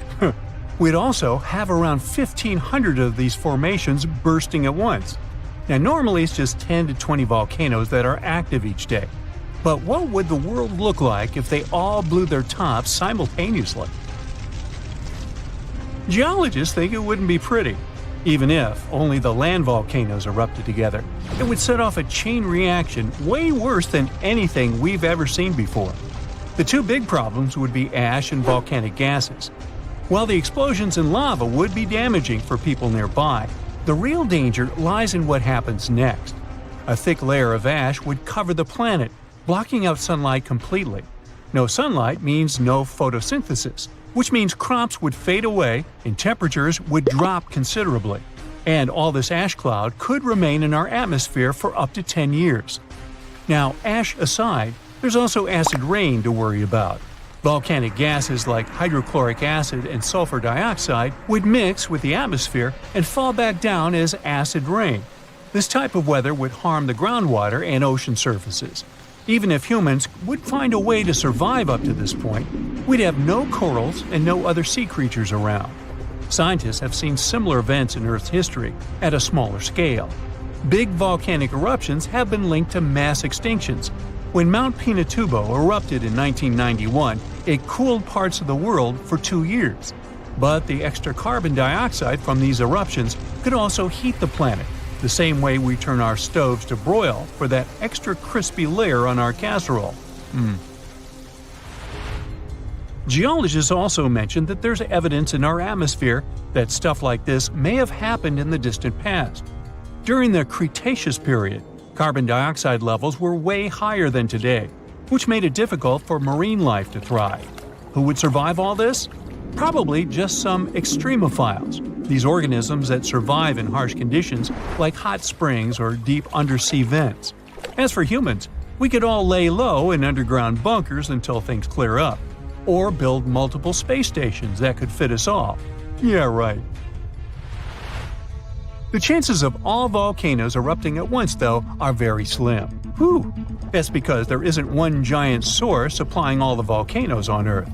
Each one of these openings has its own deposit of magma, except for a few cases where they indeed share the supply. For example, in 1912, Nova Rupta in Alaska erupted alongside another volcano sharing magma. Scientists have also found evidence of magma hiding under volcanic areas, like under the Taupau volcanic zone in New Zealand. This magma can spread out horizontally for long distances, but is still just a local feature. Even if we consider all the magma under Taupau as one system, it's not connected to other volcanic areas like Indonesia or the Philippines. Because the great majority are isolated, volcanoes can't sync up to erupt at once. The magma comes from different processes like mantle decompression or adding water to the mantle through subduction. There's no way to make all these different volcanoes erupt together because of how tectonics work. Now, that doesn't mean we won't see interesting volcano activity in the future. Take an underwater area near British Columbia, where recently about 200 small earthquakes per hour have been noted. Deep beneath the Pacific Ocean floor, off the coast of Vancouver Island, magma is set to erupt, heating the water so much that it'll bubble like soda. However, this event will likely go unnoticed by anyone other than scientists. The anticipated eruption will most likely happen around 3 miles below the ocean surface. Scientists explain that the earthquakes range from negative to 4.1 magnitude, meaning only those nearby would feel any tremors. This unusual activity gives us a rare opportunity to study how the Earth's crust forms. The magma beneath the ocean floor is estimated to be almost 1,500 degrees Fahrenheit, but will cool rapidly upon eruption and contact with water. This runny rock will solidify upon contact with the seafloor, turning black quickly. This event will be useful for biologists too, who will have the opportunity to study the marine animal's response to any changes, like run! Antarctica, often seen as a vast icy continent, also holds a volcanic surprise beneath its frozen surface. Researchers have identified over 130 under the western ice sheet alone, making it the largest volcanic region on Earth. Most of these volcanoes, about 90, were only recently discovered in 2017. But could any of these Antarctic volcanoes actually erupt? Well, it depends on which volcano we're talking about. While these formations are relatively young in geologic terms, it's hard for scientists to tell if they're still active or not. There are only 2 confirmed active volcanoes in Antarctica, Deception Island and Mount Erebus. The latter, standing tall as the highest peak on the continent, has been continuously erupting since at least 1972. It's known for emitting gas and steam, and sometimes even throwing out rocks in what are called strombolian eruptions. One of its most notable features is a persistent lava lake in its crater, a rare phenomenon due to specific conditions needed to keep the surface molten. For instance, it's fueled by a steady supply of magma from deep within the Earth's mantle. This continuous inflow of molten rock provides the material for the lava lake to exist. It also features low ambient temperatures. Despite its location in Antarctica, Erebus has relatively mild temperatures in its summit region because of the heat generated by the volcanic activity. This allows the lava lake to remain liquid rather than freezing over. Deception Island, another active volcano, last erupted in the 70s. While it's currently not showing signs of imminent eruption, it's being monitored closely for any concerning activity. Apart from these 2 being confirmed to be active, Antarctica is dotted with fumaroles, openings in the Earth's crust that release gases and vapors. Sometimes these fumaroles can create icy towers reaching heights of 10 feet. What we should focus on is maybe supervolcanoes. They're this type that has the potential to produce the most massive and destructive eruptions. Unlike the typical one, which has a single vent, supervolcanoes have a vast magma chamber beneath the surface, spanning tens or even hundreds of miles in diameter. Their eruptions can have catastrophic effects on the surrounding area and even impact global climate patterns because of the amounts of ash and gases they spill out into the atmosphere. One famous supervolcano is the Yellowstone one, which some say is gearing up for another eruption. It has the capacity to unleash a colossal eruption, spewing over 240 cubic miles of material. As much as we'd like to predict its behavior, volcanoes don't stick to a calendar. On the contrary, eruptions simply happen when there's enough magma beneath the surface. There also needs to be enough pressure for the magma to travel upwards. As far as we can measure, these conditions are not currently met at Yellowstone. Sure, many volcanoes operate on a cyclical pattern, but that doesn't mean Yellowstone is overdue. In fact, Yellowstone has had just 3 major eruptions over the past 2.1 million years. Also, the term supervolcano refers to the formation's size, not necessarily how fussy it is. Yellowstone's monitoring is extensive, tracking seismicity, ground deformation, thermal emissions, gas, water chemistry, and surface changes. Signs of an eruption would include thousands of earthquakes over a short period. We'd also see deformation on the ground and weird gas emissions ahead of time. Stable, as it might look like for now, the consequences of it having a major eruption could look ugly. Ash dispersion could blanket a 500-mile radius, potentially disrupting Midwest agriculture and clogging waterways. Ash and gas emissions into the stratosphere could induce global climatic effects, making our planet colder for several years. And yes, we've seen some research that it shows there's more liquid molten rock under the Yellowstone volcano than scientists believe. But that doesn't translate to imminent danger. Lake Michigan is one of the largest and most mysterious freshwater lakes in the United States. And now, deep inside it, scientists have stumbled upon something unexplainable. Vast, round craters scattered all across the lake's floor. It all started in 2022. a team of researchers wanted to map the lake's bottom and look for some shipwrecks. At first, they were sure it's going to be just some typical rocky terrain or sandy patches. But what they saw on their sonar screens stopped them cold. Strange circular shapes that looked almost too perfect to be natural. They were hiding about 500 feet beneath the surface, in places where the water turns dark and impenetrable. Those guys are huge, ranging from 300 to 600 feet wide. They also plunge nearly 40 feet deep. And there are dozens of them, neatly arranged like some footprints. But the team had no idea what these things were. Then, in August 2024, the mystery only deepened. Using a remotely operated vehicle, they got a closer look at these formations. There were about 40 of them. No one had ever seen anything quite like this before in the Great Lakes. What could have created those craters? Could they be ancient? Perhaps remnants of some geological event lost to time? If that's the case, it's weird how long these holes have likely been sitting there, undisturbed. Theories started popping up. One possibility was that they could be sinkholes or dolines. Those are basically holes that suddenly appear in the ground when the surface layer collapses. The rock beneath the surface, often made of limestone, gets slowly dissolved by water over time, creating voids underground. When the surface of those voids can no longer hold its own weight, it caves in, and this forms a hole. Think of it like when you poke a straw through the lid of a drink. Sinkholes can be small dips or huge, spanning up to 2,000 feet. They can happen gradually or all at once. Sometimes they can swallow entire cars or even buildings. And Lake Michigan sits on limestone bedrock. It erodes pretty easily when water flows through it. Sinkholes like these have already been found in Lake Huron, and they look kinda similar. But there are some plot holes, no pun intended, with this theory. For example, it's wild how they all would be so huge.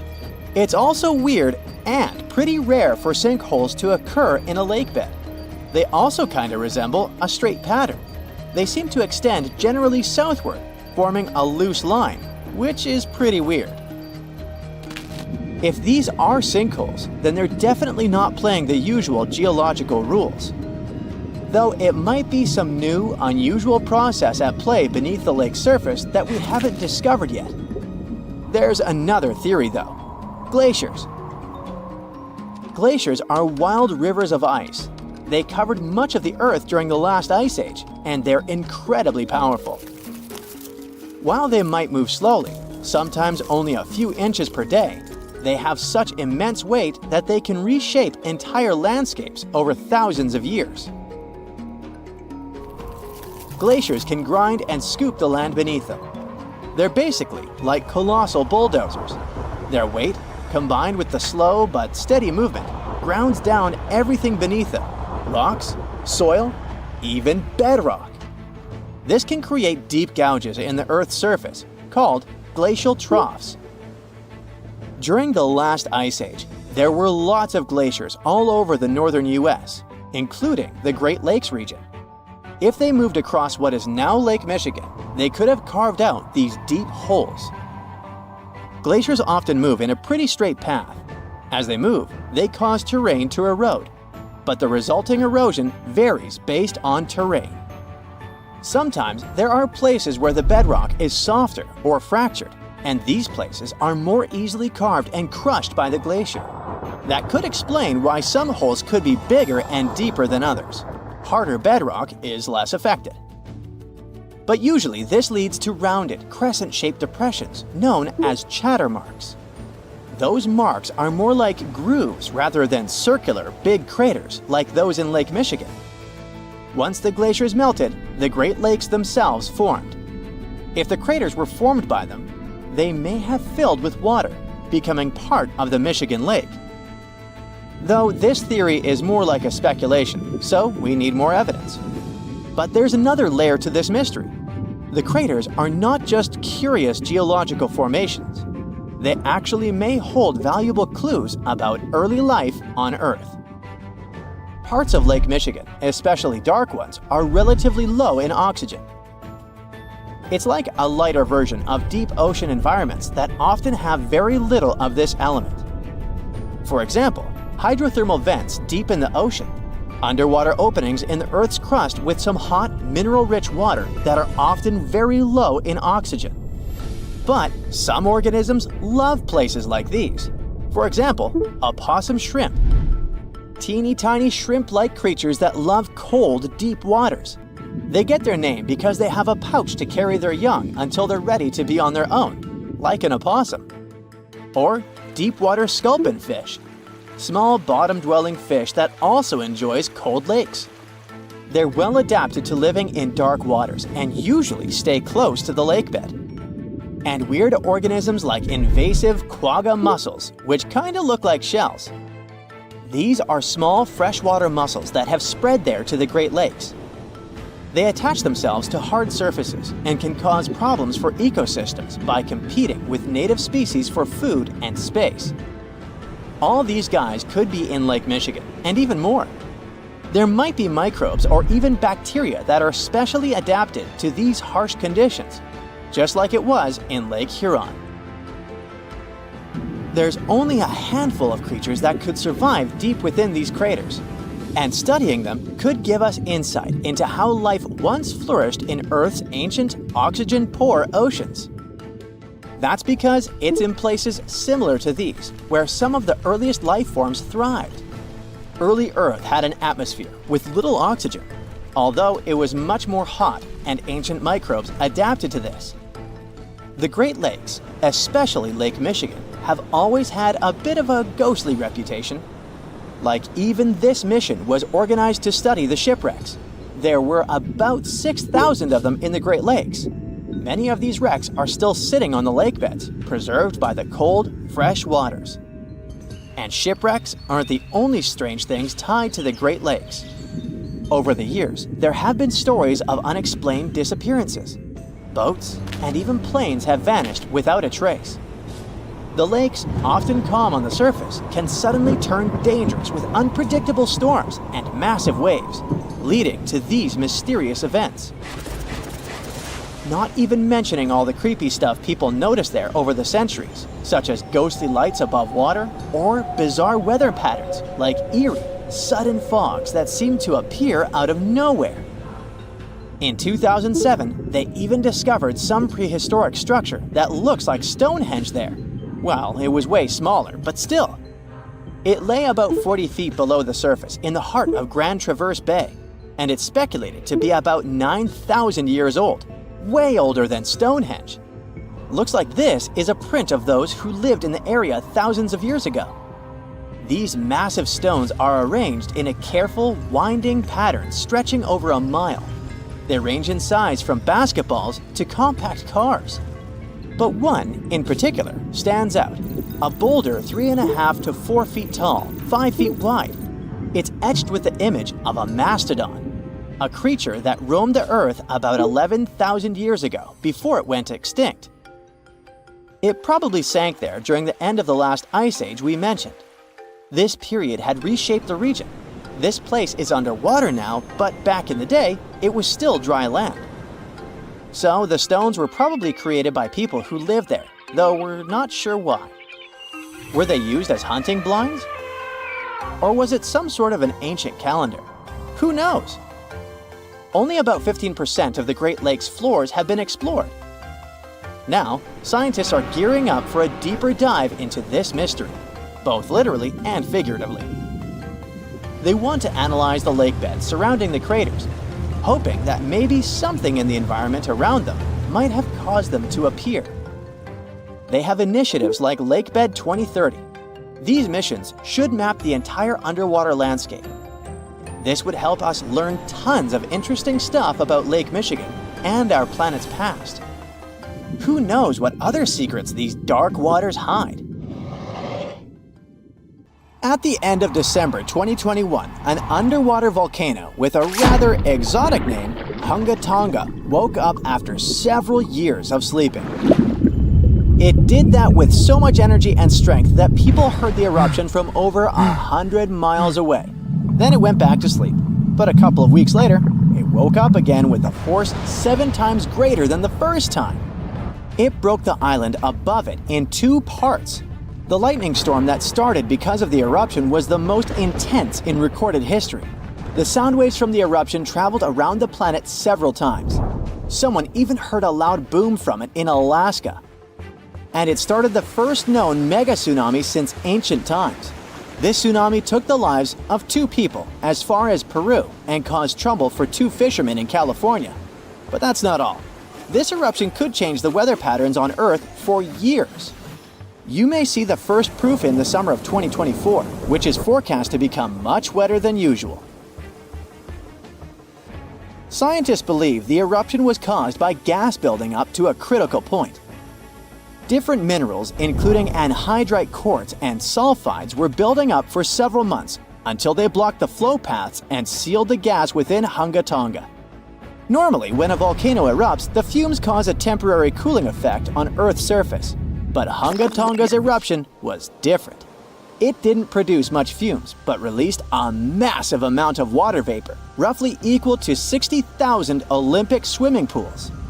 The intense heat of the eruption turned huge amounts of seawater into steam, which then blasted high into the atmosphere. All that water vapor ended up in the stratosphere, a layer of the atmosphere that's too dry to form clouds or rain. Scientists don't have any observations of volcanic eruptions like Hunga Tonga to predict its effects on our weather patterns. They can't tell exactly how long these effects might last either. This is because the only way to measure stratospheric water vapor is with satellites, which have only been around since 1979, and there hasn't been an eruption similar to Hunga Tonga in that time. Experts from different countries started analyzing satellite data right after the Hunga Tonga eruption. They wanted to find out how long water vapor would stay in the stratosphere, where it would go, and, most importantly, what this would mean for the planet. The first big result of the eruption, at least partially, was a huge hole in the stratosphere that was hanging on for several months in 2023. By the time it appeared, the water vapor had reached the polar stratosphere over Antarctica. In the following years, there wouldn't be enough water vapor left to enlarge this hole. It looks like Hunga Tonga will have just a minimal effect on global average temperatures. But there are some surprising, lasting regional impacts. One of the scientific models forecasts colder and wetter winters for northern Australia until about 2029. In North America, it predicts warmer winters, and Scandinavia could have even colder winters. This is just one study though, and one approach to understanding how the eruption of Hunga Tonga can change our weather. We do have at least one example from history when a volcano eruption changed the world. Over 2 centuries ago, in 1815, Mount Tambora erupted and caused the year without a summer. In the following year, the winter was unusually cold and wet weather across Europe and North America.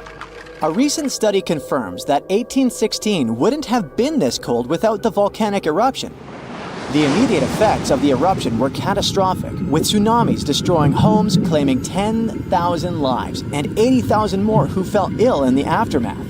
The eruption of Mount Tambora was one of the strongest in the last 1,000 years. It had ejected an enormous amount of sulfur dioxide into the stratosphere, which quickly spread across the world. It resulted in the coldest year in at least the last 250 years. In May, frost wiped out most of the crops in New York, Massachusetts, New Hampshire, and Vermont. By June, heavy snow covered the ground in Albany, New York, and Dennisville, Maine, and New Jersey had 5 straight nights of frost. The cold continued into late summer, which should have been the harvest season. In July, lakes and rivers were still frozen as far south as northwestern Pennsylvania, and frost stayed in Virginia until late August. Temperatures would drop from above normal summer highs to near freezing within just a few hours. The weather was completely unpredictable. Prices of food skyrocketed. The cost of oats for horses, which were the main mode of transportation, also rose sharply. Some people believe this situation inspired Carl Drees to invent the bicycle in 1817 as an alternative transportation method. Tambora changed weather patterns completely for not just 1, but 3 years. The whole planet got colder, and as crops failed, probably at least 1 million people starved. Scientists don't have solid evidence of volcano eruptions that have taken more lives than Tambora. But the Krakatoa eruption in Indonesia in 1883 is far more famous than Tambora because information about it spread worldwide via telegrams and photos. Its final blast was the loudest recorded sound in history, and people could hear it on 10% of the entire Earth's surface. The eruption started a tsunami with waves about half as tall as the Statue of Liberty. Still, it was less powerful than Tambora's eruption. The island that once hosted Krakatoa disappeared in the eruption, but new eruptions began less than 50 years later and created the Child of Krakatau cone in the center of the caldera of the old eruption. The new volcano still comes to life from time to time. Mount Vesuvius' eruption, which took down Pompeii, is one of the most well-known volcanic disasters in history. It took around 2,000 lives, much fewer than Tambora. According to a famous Roman author of that time, the eruption lasted 18 hours. Pompeii was covered by a layer of ash and pumice that was thicker than twice an average human height. The nearby coastline also changed dramatically. In today's world, the after effects of volcanic eruptions are often more dangerous than the eruption themselves. Thanks to advances in technology, we can now predict volcanic eruptions more accurately and use safety measures like evacuations and flight cancellations. But there's still a lot of risk that changes in weather patterns and drought all over the world, especially in areas like India, East Asia, and East Africa that are affected by monsoons. Volcano eruptions can also have effects you wouldn't probably expect, like the evolution of dinosaurs. These guys were once the size of cats, waiting for their time to shine. It came around 230 million years ago. This time is known as the Carnian pluvial episode. Before it, Pangaea was a dry and arid supercontinent. But then, there were 4 major volcanic events that pumped huge amounts of carbon dioxide into the atmosphere. Global temperatures and humidity spiked because of it. These massive eruptions most likely happened because of the Wrangellia Large Igneous Province eruption in what is now British Columbia and Alaska. This prolonged volcanic activity created the right conditions for dinosaurs to blossom and diversify, and also for the rise of other groups, like modern conifers, ferns, crocodiles, turtles, insects, and early mammals. With higher temperatures and more rainfall, terrestrial plants have evolved, and humidity-loving ones have become dominant. Without those changes in the world, we could have a completely different natural history. There's some solid proof that volcanic activity has really changed the weather patterns back then. Scientists have found layers in the Earth's core that show different types of carbon. It means there were 4 massive releases of carbon dioxide into the atmosphere.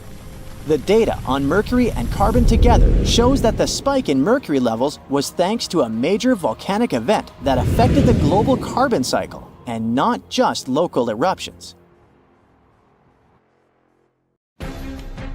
Are you a pro swimmer? Brave enough to take a dip in any ocean or sea? Bad news. There are some places you should avoid no matter how well you swim or dive. Some of these places have dangerous underwater rocks, strong currents and tides. Others are famous for legends about monsters and mysterious creatures. So let's dive into this aquatic horror show. Have you ever heard the word the strid? It's a variation of the word the stride that is used in Yorkshire. And it refers to a narrow section of the river wharf that's so small you could jump over it. But don't be fooled by its size, it's one of the most dangerous spots around. Even taking a step into the water can have dire consequences. The river wharf has a forceful current, and since the strid is so narrow, it's even stronger in that area. The intense water flow has eroded the limestone around the strid, which created hollow spaces much deeper than the rest of the riverbed. Here's the secret. The current has also weakened the banks of the strid from below. So, the ground you're standing on, admiring the rapid flow, is probably just a fragile ledge hanging over treacherous waters. There's no record of anyone who found themselves in the water of the strid and found their way out of it. And the worst part? You wouldn't even guess that this innocent-looking stream could be such a danger. So, my advice to you, my friend, is to stick to a safer body of water for your aquatic adventures. If you're looking for a weekend getaway in California, Horseshoe Lake is the spot for you. It's got everything: sandy beaches, hiking trails, and picnic areas. But wait, there's more to it than meets the eye. This lake has a dark side, namely around 100 acres of dead trees that surround it. And it's not just the trees that have been claimed by this lake. The earthquakes that hit in 1989 and 1990 unleashed carbon dioxide from under the hot magma. The gas seeped out into the air, damaging all the life around the lake. Even now, Horseshoe Lake is just as dangerous as it was 30 years ago. What makes it so scary is that the levels of this toxic gas change randomly. Warning signs that are posted everywhere certainly could give a horror film touch to a fun hike in the woods. In Kauai, Hawaii, there's a group of stunning waterfalls that used to be a popular destination for tourists. Kipu Falls, as they're called, were once the go-to spot for swimming and diving. To get to them, you had to take a long walk along a dirt path until you finally arrived at a breathtaking view of a 20-foot waterfall pouring into a crystal-clear pool below. But since 2011, this area has been off-limits to the public. Why, you ask? Well, there have been a lot of accidents at Kipu Falls. Obviously, jumping off the top of the waterfall would be an obvious reason for that, but in addition, there were much more mysterious cases. Witnesses tell tales of swimmers peacefully enjoying the pool at the bottom of the falls, only to be suddenly dragged under the surface. No definite explanation was found to these accidents. The locals believe that the water spirit Mo'o is to blame because it doesn't appreciate being disturbed by loud tourists. There's also a theory of a powerful whirlpool at the bottom of the pool. In any case, guide publishers do not mention Kipu Falls anymore, and trespassing is severely punished. The Samisen Hole, located in the Gulf of Thailand, is the ultimate spot for thrill-seeking divers, but it's also the most dangerous one. With a drop of 280 feet, it's the deepest diving site in the region. But its depth is not the only reason it is considered a place to avoid. The area is a major shipping zone for giant oil tankers. The strong currents around the hole make diving even more treacherous. And if that's not enough, the Samisen Hole is also home to deadly barracudas that could easily attack unsuspecting divers. The water is so murky that visibility is nearly zero, making it challenging to spot these aggressive sea creatures. All in all, the Samisen Hole is a breathtaking but extremely hazardous spot that should only be explored by experienced divers with nerves of steel. Let me tell you about New Smyrna Beach, the shark attack capital of the world. If you're looking for a relaxing vacation spot in Volusia County, Florida, you may want to reconsider this beach. The waters around New Smyrna Beach are teeming with fish, which attracts a lot of sharks. In fact, there have been so many shark attacks reported in this area that it's earned the title of the shark attack capital of the world. Even scientists have warned that if you go for a swim there, you're bound to get up close and personal with at least one of these creatures. We are talking about a distance of 10 feet, and in many cases you wouldn't even notice it. To make matters worse, the bull shark, one of the most dangerous and aggressive types of sharks, has been spotted in these waters. Once again, Kauai is on our list. The beach on Nepali coast called Hanakapiai Beach might look like heaven on earth, but don't be fooled. To get there, you have to trek through a super steep, rocky 2-mile trail. There are no lifeguards on this remote beach, so even if you decide to take a dip in the water, you're on your own. The biggest threat to your safety is the incredibly strong rip currents. They are almost always present because there are no reefs to shield the shore. And if someone gets caught in one, there's no safe place to swim to for miles. The nearest safe beach is 6 miles away. Trust me, this beach doesn't have the best track record in terms of safety, so it's highly advised that you stay out of the water if you end up at this beach. Let me tell you about a place that looks like it's straight out of a horror movie. We're talking about Berkeley Pit, which is an artificial lake situated in Butte, Montana. The first thing you'll notice about this place is that it has an eerie blood-red color that can only be described as unsettling. You might be tempted to take a dip, but that would be a grave mistake. Don't even touch it. The water is extremely dangerous due to the heavy metals present in it, such as cadmium, arsenic, zinc, lead, and copper. They come from the rocks that surround the lake and make the water super acidic. In fact, this place used to be an open-pit copper mine, hence its color. So if you want my advice, avoid this place like the plague. There are 3 lakes in Africa that maybe are the most dangerous places of all that I have mentioned so far. They're all located in Africa. Lake Monoun and Lake Nyos in Cameroon and Lake Kivu in Rwanda are all like ticking timers ready to go off. They were formed over underground pools of molten rock, and sometimes this molten rock releases toxic gases like methane and carbon dioxide right into the water. When this happens, the gases can build up until they suddenly burst out of the water, creating massive waves that can wipe out everything in their path. This type of outburst is called a limnic eruption, and it can release a cloud of poisonous gas that can be harmful to everything in the vicinity. The most terrifying part? These explosions can happen at any moment with no warning. So if you ever find yourself near one of these lakes, you'd better be on high alert, because you never know when the next accident might happen. Maybe you know other places you wouldn't recommend for a fun swim? Share your anti-recommendations in the comments below. A magnitude 15 earthquake has the potential to completely destroy our planet and evaporate all the water in a matter of seconds, leaving Earth uninhabitable. Over 500,000 earthquakes happen annually, but none have a magnitude of 15. 90% of quakes occur in the terrifying Ring of Fire zone located around the Pacific Ocean. The ground there is like jello.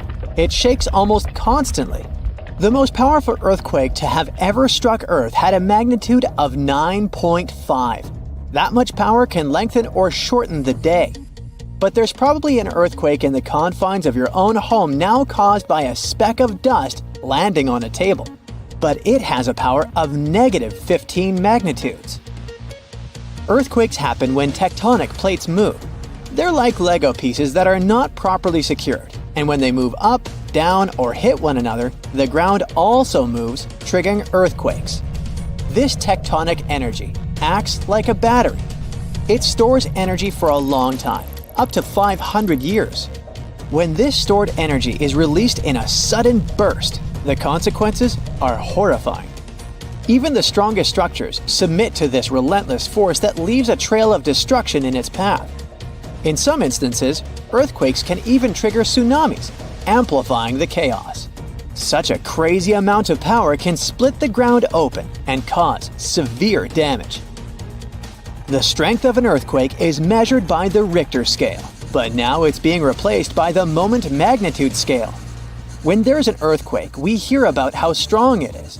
It's usually from 1 to 10. Luckily, we haven't had a Richter scale earthquake yet. The most powerful earthquake to have ever happened in modern history occurred in Chile in the 60s. It was around 9.5 on the Richter scale, and it altered Earth's rotation and messed up the length of the day by around 2 milliseconds.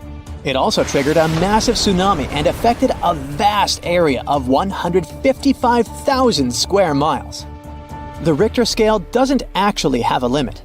Still, anything above 25 doesn't need measuring, because if that ever happened, we would simply turn into dust, and nobody would care to measure this disaster. As we said, the strongest earthquake had a magnitude of 9.5. If this magnitude had been just 0.5 stronger, it would have created a ruptured line 2,174 miles long. That is almost 7 times the size of Wyoming. A magnitude 11 earthquake would create a crack halfway around the world. Massive tsunamis would hit coastal areas, destroying everything, and Earth would get into a massive environmental crisis. If you love hiking, you would have new mountains to explore, created by the terrifying earthquake. Even the temperature would increase because of volcanic eruptions and the resulting greenhouse gases. It would turn our planet into a hot oven. The safest places would be far away from any buildings, seas, oceans, and mountains where there would be a low chance of a landslide. Countries unprepared for earthquakes would be totally destroyed, and cities would turn into piles of rubble and dust. Going up on the Richter scale would only make things worse. But don't worry, an earthquake of that power is impossible. Earth's crust doesn't have enough energy to produce such earthquakes. But there is something that has much more power and can produce mega earthquakes. Asteroids are powerful enough to destroy our planet, as we all know from the dinosaur era. That asteroid was around 6 miles long and it caused massive damage to the planet. It triggered earthquakes that shook the ground constantly for months. These terrifying quakes were about 50,000 times stronger than the Chile earthquake. They also triggered a tsunami that was 30,000 times more powerful than the Indian Ocean tsunami. And the latter was one of the most devastating tsunamis to have ever struck Earth. The earthquakes caused by the asteroid had a magnitude of 11, making it the most powerful and scariest natural disaster ever. And let's hope it stays that way. The Indian Ocean tsunami affected only certain areas of the world. Meanwhile, the asteroid tsunami affected every part of the world and had 33-foot-tall waves. Even if you had traveled to the most remote place on Earth, you wouldn't have been able to hide from this Grim Reaper. A 15-magnitude earthquake wouldn't be 15% stronger than the Chile earthquake. The scale doesn't work like that. It would be around 100 million times more powerful than a 9.5 magnitude quake. It could make all the water on Earth evaporate, leaving us devastated and without any H2O to survive. All ecosystems would collapse, all food chains would be broken, and only some super strong bacteria would probably survive the impossible. That is only a fraction of the frightening things that could happen. The ocean is like the AC for our planet. Without it, Earth would be super hot. The ocean also serves as a shield from the sun's powerful rays. It acts as a heat absorber and cools Earth. Scientists think that the most dangerous thing would be the inability of Earth's crust to survive the violent shakes of the 15-magnitude earthquake. If our planet miraculously survived and didn't turn into dust, there would be massive openings in its crust. The ground would become gelatinous. It would randomly move up, down, left, and right, and no building would survive that. Our civilization would be brought back to the Stonehenge era. Tectonic movements like this are devastating. A similar thing happened in Japan when tectonic plates moved 165 feet from each other and then snapped back together, creating a 9-magnitude earthquake. No place on Earth is immune to this bone-chilling natural phenomenon. Still, certain places have higher chances of being destroyed than others, like the Ring of Fire, where 90% of earthquakes happen. This is a place where earthquakes are almost everyday occurrences. The Ring of Fire is located in the Pacific Ocean. It forms a ring around the continents that surround the Pacific. There, several tectonic plates meet, creating highly unstable ground. To make the problem much more terrifying, 75% of active volcanoes are located in this area. 90% of dormant volcanoes are also there, making this place extremely dangerous. Scientists carefully study this region to find a way to predict when the next earthquake might strike. The Ring of Fire is not the only place at risk of earthquakes. In California, along the San Andreas fault line, 2 tectonic plates have been storing power for more than 200 years. The San Andreas Fault is 715 miles long and has the potential for a massive earthquake. This region has its fear of violent earthquakes like the one that happened in San Francisco in 1906. It had a magnitude of 7.8 on the Richter scale. Scientists' predictions are terrifying. They say that the chance of a 6.7 magnitude earthquake is very high in the area. If all hell starts to break loose, you should know how to survive. Avoid anything that might fall on you, like windows, closets, or unstable ceilings. The official phrase from emergency experts is drop, cover, and hold on. Stay low to the ground. Hide under something stable like a table, and remain there until the shaking stops. Make sure to stay in your shelter for another minute or two, just in case there are aftershocks or loose debris. Use your nose and smell for gas. If you do smell it, don't turn the lights on or do anything that might ignite it. Stay strong and be safe. An earthquake in Indonesia began in 1829 and lasted a mighty 32 years. It reached its climax in 1861 and hit a magnitude of around 8.5. It was caused by the tectonic plates below the island slowly clashing against each other. Researchers discovered that the quake had been building for some time after analyzing the coral in the area. They found it was being periodically exposed to the open air. That was caused by the gradual earthquake moving the land up and down. Scientists call these decades-long silent earthquakes slow slip events. A single lightning bolt can warm the air to around 54,000 degrees Fahrenheit. The heat makes the air expand quickly, creating a shock wave or boom, which we know to be thunder. There are close to 3 trillion trees on Earth. That translates to roughly around 422 trees for every person. Before humans, the number was nearer to 6 trillion. Almost 70% of the Earth's surface is covered by water, which on average is around 2.5 miles deep. 97% of Earth's volcanoes lie underwater, as well as the mid-ocean ridge, a massive mountain range that is over 40,000 miles long. Humans have mined around 190,000 tons of gold from the planet. Experts predict there is around 20% still left to be mined, but this figure is constantly changing. The world's largest active volcano is in Hawaii. Called Mauna Loa, it's over 2.5 miles above sea level. Given that most of it is underwater, the volcano's summit is a staggering 11 miles from its base. That's the same length as over 160 football fields. The highest ever recorded temperature on Earth was a sweltering 136 degrees Fahrenheit. It was recorded in El Azizia, or modern-day Libya, on September 13, 1922. The lowest temperature was a chilling minus 129 degrees Fahrenheit, recorded at Russia's Vostok station in 1983. Earth is the 5th largest planet in the solar system, behind Jupiter, Saturn, Uranus, and Neptune. It has a circumference of roughly 25,000 miles, and it would take the average person around 8,300 hours to walk around the face of the Earth. The separation between Earth's land masses would make such a trek almost impossible, though. It takes 365.25 days for the Earth to orbit the Sun. Because our calendar years only have 365 days, we add an extra leap day every 4 years to make up for the difference. Russia is the largest country on the planet, with a total area of about 6.5 million square miles. It encompasses more than 1/8 of the Earth's inhabited land area, but still has a relatively small population given its size. Earth is the only planet with one moon. Mercury and Venus have no moons, while every other planet has 2 or more. Earth is over 4 billion years old. Scientists calculate this by looking at the planet's oldest rocks, as well as meteorites that have crash-landed. They used meteorites as they were formed at the same time as Earth, when the solar system was forming. The ground we walk on is basically recycled. The planet's rock cycle turns igneous rocks to sedimentary ones, then transforms those into metamorphic rocks, and back again.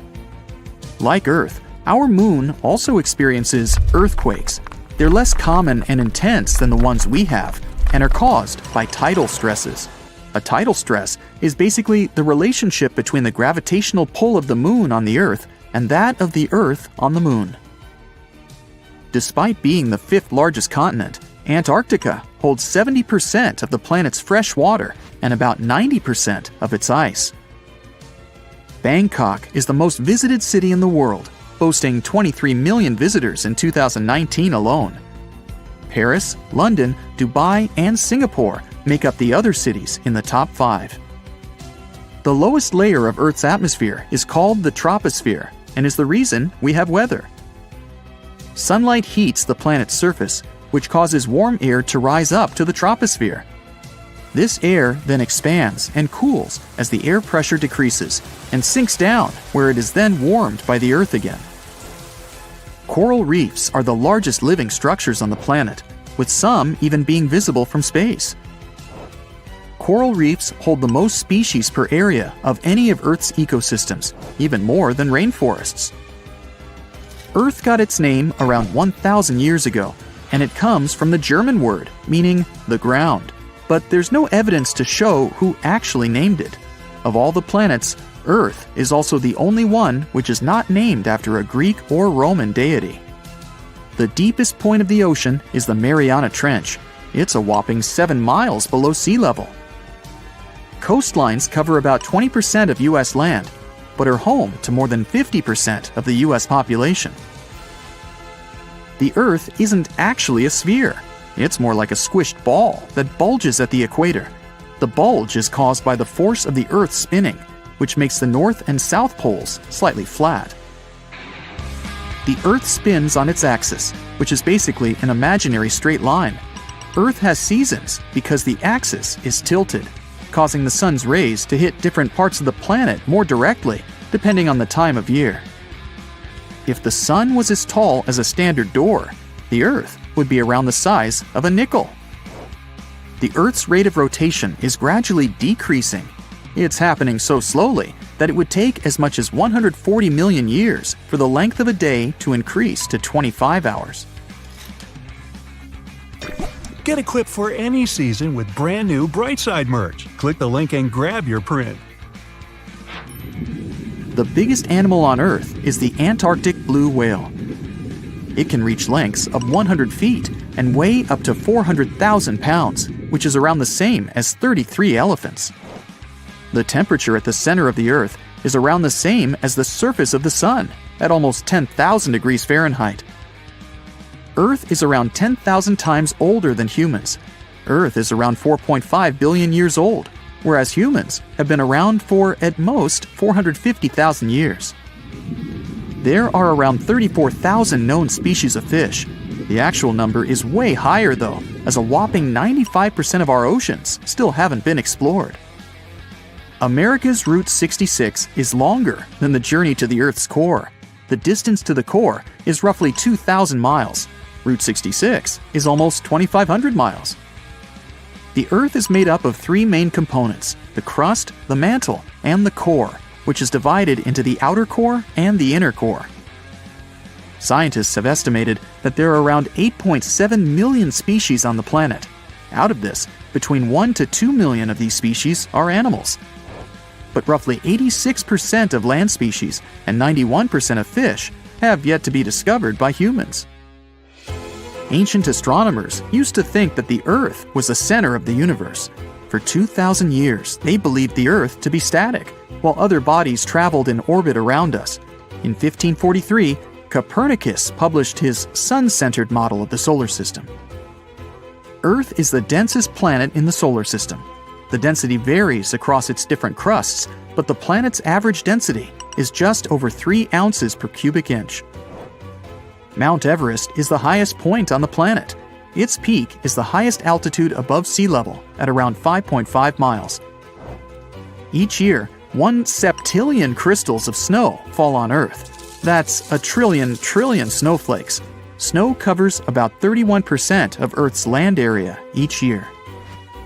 Of Earth's water, only around 3% is fresh water. The other 97% is salted. Of that 3%, about 2% is frozen in ice and glaciers. So, less than 1% of the planet's fresh water is actually in lakes, rivers, and underground. The world's largest inland body of water, or lake to us normal people, is the Caspian Sea. It has an area of 140,000 miles squared. The world's deepest lake is Lake Baikal in Russia and is 5,300 feet deep. Earth's atmosphere is roughly 78% nitrogen and 21% oxygen, with small amounts of water vapor, carbon dioxide, and other gases.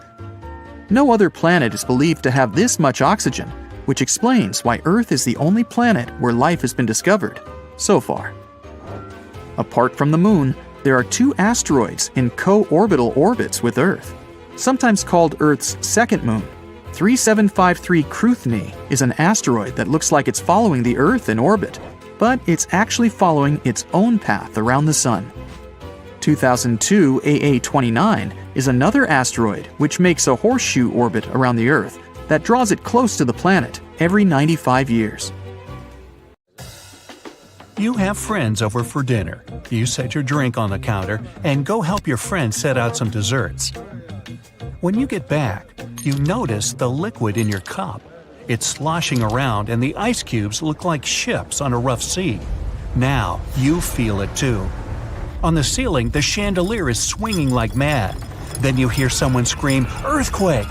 The house and everything in it is rocking back and forth. You try to run for cover, but the shaking keeps you stuck in place, fighting to keep your balance. The cabinets look possessed, and glasses and dishes fly out and smash on the floor. The bookshelves topple over, and everything hanging on the walls sways and falls off. You duck under the dining room table, trying not to get hurt on all those broken dishes. Yeah, you've been through earthquakes before, but none like this. Checking your phone? Typical, no signal. You can't believe what's about to happen. The screams get louder, and suddenly the whole house collapses. The biggest earthquake ever recorded happened in Chile in 1960. Disaster came in the afternoon, just when everyone was out enjoying themselves. To cause serious, life-changing damage, you need to have a magnitude of around 7 or so on the Richter scale. This one was 9.5. This part of Chile is smack dab on the so-called Ring of Fire, the most active volcanic and seismic area in the world along the Pacific Rim. The initial shaking lasted around 10 minutes, and after 2 days, many aftershocks were still strong enough to set off a volcano in the south of the country. But that's not where it ended. The earthquake unleashed a series of tidal waves all over the Pacific Ocean, with some reaching over 80 feet high. The waves and earthquake were so strong that they even affected Hawaii, Japan, and the Philippines. It caused around $500 million $1960 worth of damage. Many were left homeless. Much of their infrastructure was smashed too.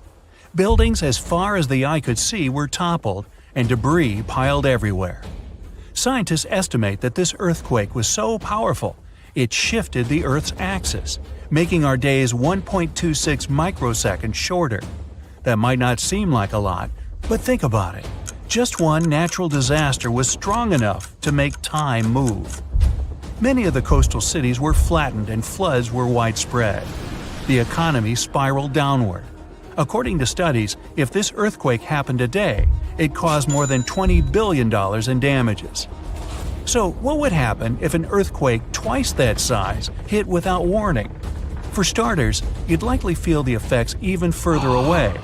Tidal waves wouldn't just hit the coasts of Japan and the Philippines. They would move even further to China, Korea, Vietnam, and even Australia. And those waves would be significantly higher than 80 feet, perhaps double that. That's like 8 giraffes piled on top of each other, surfing your way. If you lived by the coast, you'd notice the waves. If you saw the water recede way back so you could practically see where all the fish call home, you'd know it was time to run. Chances are that a tsunami's heading your way. Say it really happens. You're caught under the wreckage, not knowing what's going on. You manage to free yourself and escape to the fresh air. And you're not alone, because all the houses in the neighborhood have turned into piles of bricks and rubble. The bridges have also collapsed, leaving people stranded on either side. You look around, dust yourself off, and rush to find help. Fire trucks and ambulances drive between the broken-down cars and rubble. You try to make it to your car, but the aftershocks are still hitting, and you're getting tossed to the sidewalk. With all the cell towers down, you can't call anyone on your phone. Your knees are shaking, but you manage to power through. Once you reach your car, you see it crushed under a boulder, like a giant soda can. You continue on foot and eventually reach downtown. It looks as if some giant got angry and knocked all the buildings down. You push forward and try to see if you can find some help. Without warning, your phone vibrates. You check it and see 1,000 notifications about a 20-magnitude earthquake. You're still shaking, but that's all you. The ground is still for now. Uh-oh. You hear something in the distance, racing towards you. To your right, you see tidal waves as tall as buildings charging at you. Still in shock, not knowing what to do, you now come to your senses and run. You don't even know which way to go. There's a tsunami right behind you, and in front of you are broken down buildings with rocks and concrete still falling everywhere. Wait, there's a building that's somehow still standing. You need to get on top of that thing. You reach the elevator, but it's jammed. Not surprising. You bolt up the stairs as fast as you can, tripping on broken glass and plaster, but always managing to get back up. You look out a window and see the water. It's so close. You're nearly at the top. A few more flights and whoosh. The water forces its way into the building and drags you down at least 2 floors. You can barely see anything. Still, you know you must swim up. But the water keeps forcing you downwards. After about 30 seconds, you manage to swim your way out and continue climbing to the top. You scramble to the top floor and collapse on the roof. You're safe for now. The tidal wave is still going strong, plowing its way through the ravaged city center. Your phone is now waterlogged and useless. You have a perfect 360-degree view of your town covered in water and debris. The ground starts to shake again. Maybe you'll just sit around until this is all over, waiting for the rescue helicopter. But then, a loud explosion that almost breaks your eardrums shakes the ground even more. Off in the distance, smoke is rising, and soon it covers the entire sky. Darkness hides the morning sun. That's when you can see lava shooting up into the air and landing nearby. The lava forms into a river, flowing its way into town block by block. With this much seismic movement and the high intensity of the earthquake, the world's tectonic plates have shifted so that magma is pushing its way to the surface. From the earth, steam begins to vent. Then the heat hits you. You see the magma cover the ground like a blanket, eating up every car in its way. What's worse is that the magma is melting the foundations of the buildings that managed to withstand the earthquake and the tsunami. The buildings in the distance are now sinking and collapsing into the raging lava pool that's replaced your town. One by one, every building descends. That means, the building where you're standing is also swaying. It's about to fail. That's when you see the light. You look up and see a helicopter above in the distance. You wave your arms, run around, jump, anything to get noticed. And it works. The chopper makes a few circles and finally drops you a rope ladder. As you're lifted in the chopper, you take a good look at the world below you as it wriggles around like noodles in a strainer. You land a few miles out and are immediately treated by a doctor in an emergency triage center. You were one of the lucky ones. A year later, the tsunami water has receded. The lava that flowed inland has cooled, but all that magma permanently changed the ground below it, and the whole town is gone. The disaster has thrown the entire country into a financial nightmare that'll last decades. It takes months to survey the town, making sure there's no dangerous electrical wires or busted gas pipes anywhere. They're rebuilding your town farther inland from where the old one was. In other towns, they rebuild directly over the ruins. In others, they just decide to move everyone to a nearby city. Bet you never heard this story about the Titanic.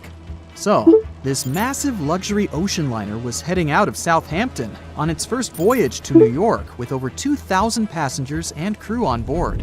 I'll spare you the details for now. You know how it all went down. Since there were a lot of things that went wrong during its short lifespan, some couldn't help but wonder, was it really bad luck? Or was there some mysterious force behind the ruckus? Well, for starters, right as it was leaving the harbor, the Titanic nearly crashed into another ship, called the SS New York. How did that happen? Well, 6 tugboats had to pull the massive Titanic into the river to begin its journey. Captain Smith was in charge, but let's be honest, he probably needed a few more cups of coffee before making any big decisions. So, as the Titanic was speeding along, minding her own business, she passed the New York and the Oceanic ships. The Titanic decided to make a left turn, but the suction was just too much for the poor New York. She started to drift off towards the Titanic. The Oceanic was leaning so much, her gangplank smacked into the water like a belly flop in the pool. Thankfully, the captain of one of the tugboats was there to save the day. He used his trusty megaphone to call the Vulcan to the port side of the Titanic to pick up some crew members. He then noticed the New York in trouble and acted quickly, throwing a line to slow her down. The Titanic's captain was probably scratching his head, wondering how to handle these big ships like the Titanic. That's because he'd only recently experienced sailing on larger ships. Close one, right? Well, it was just part of the story. As it turns out, the huge list of misfortunes might have started even earlier. Another theory suggests that during the ship's construction days in Northern Ireland, a fire broke out in the coal bunkers. Talk about a rocky start. If this information is correct, then the ship's hull may have been affected by the incident before it even set sail. Fans of this theory argue that a fire popped up inside one of the Titanic's large coal bunkers and really damaged an important segment of the ship's hull. Some claim there's even photographic evidence to back this up. A bunch of photos documenting how the ship was made and pampered for its maiden voyage were found, and they showed a significant black streak on the outside of the Titanic's hull. Weirdly enough, the streak was really close to where the iceberg hit during that cold April. Now I know what you're thinking. This theory might sound far-fetched, but most of these people have been gathering information about the Titanic for decades, and they're convinced that this is the real deal. They even believe that the fire started way earlier than the day the Titanic set out on its maiden voyage, particularly about 3 weeks prior. Why was this overlooked?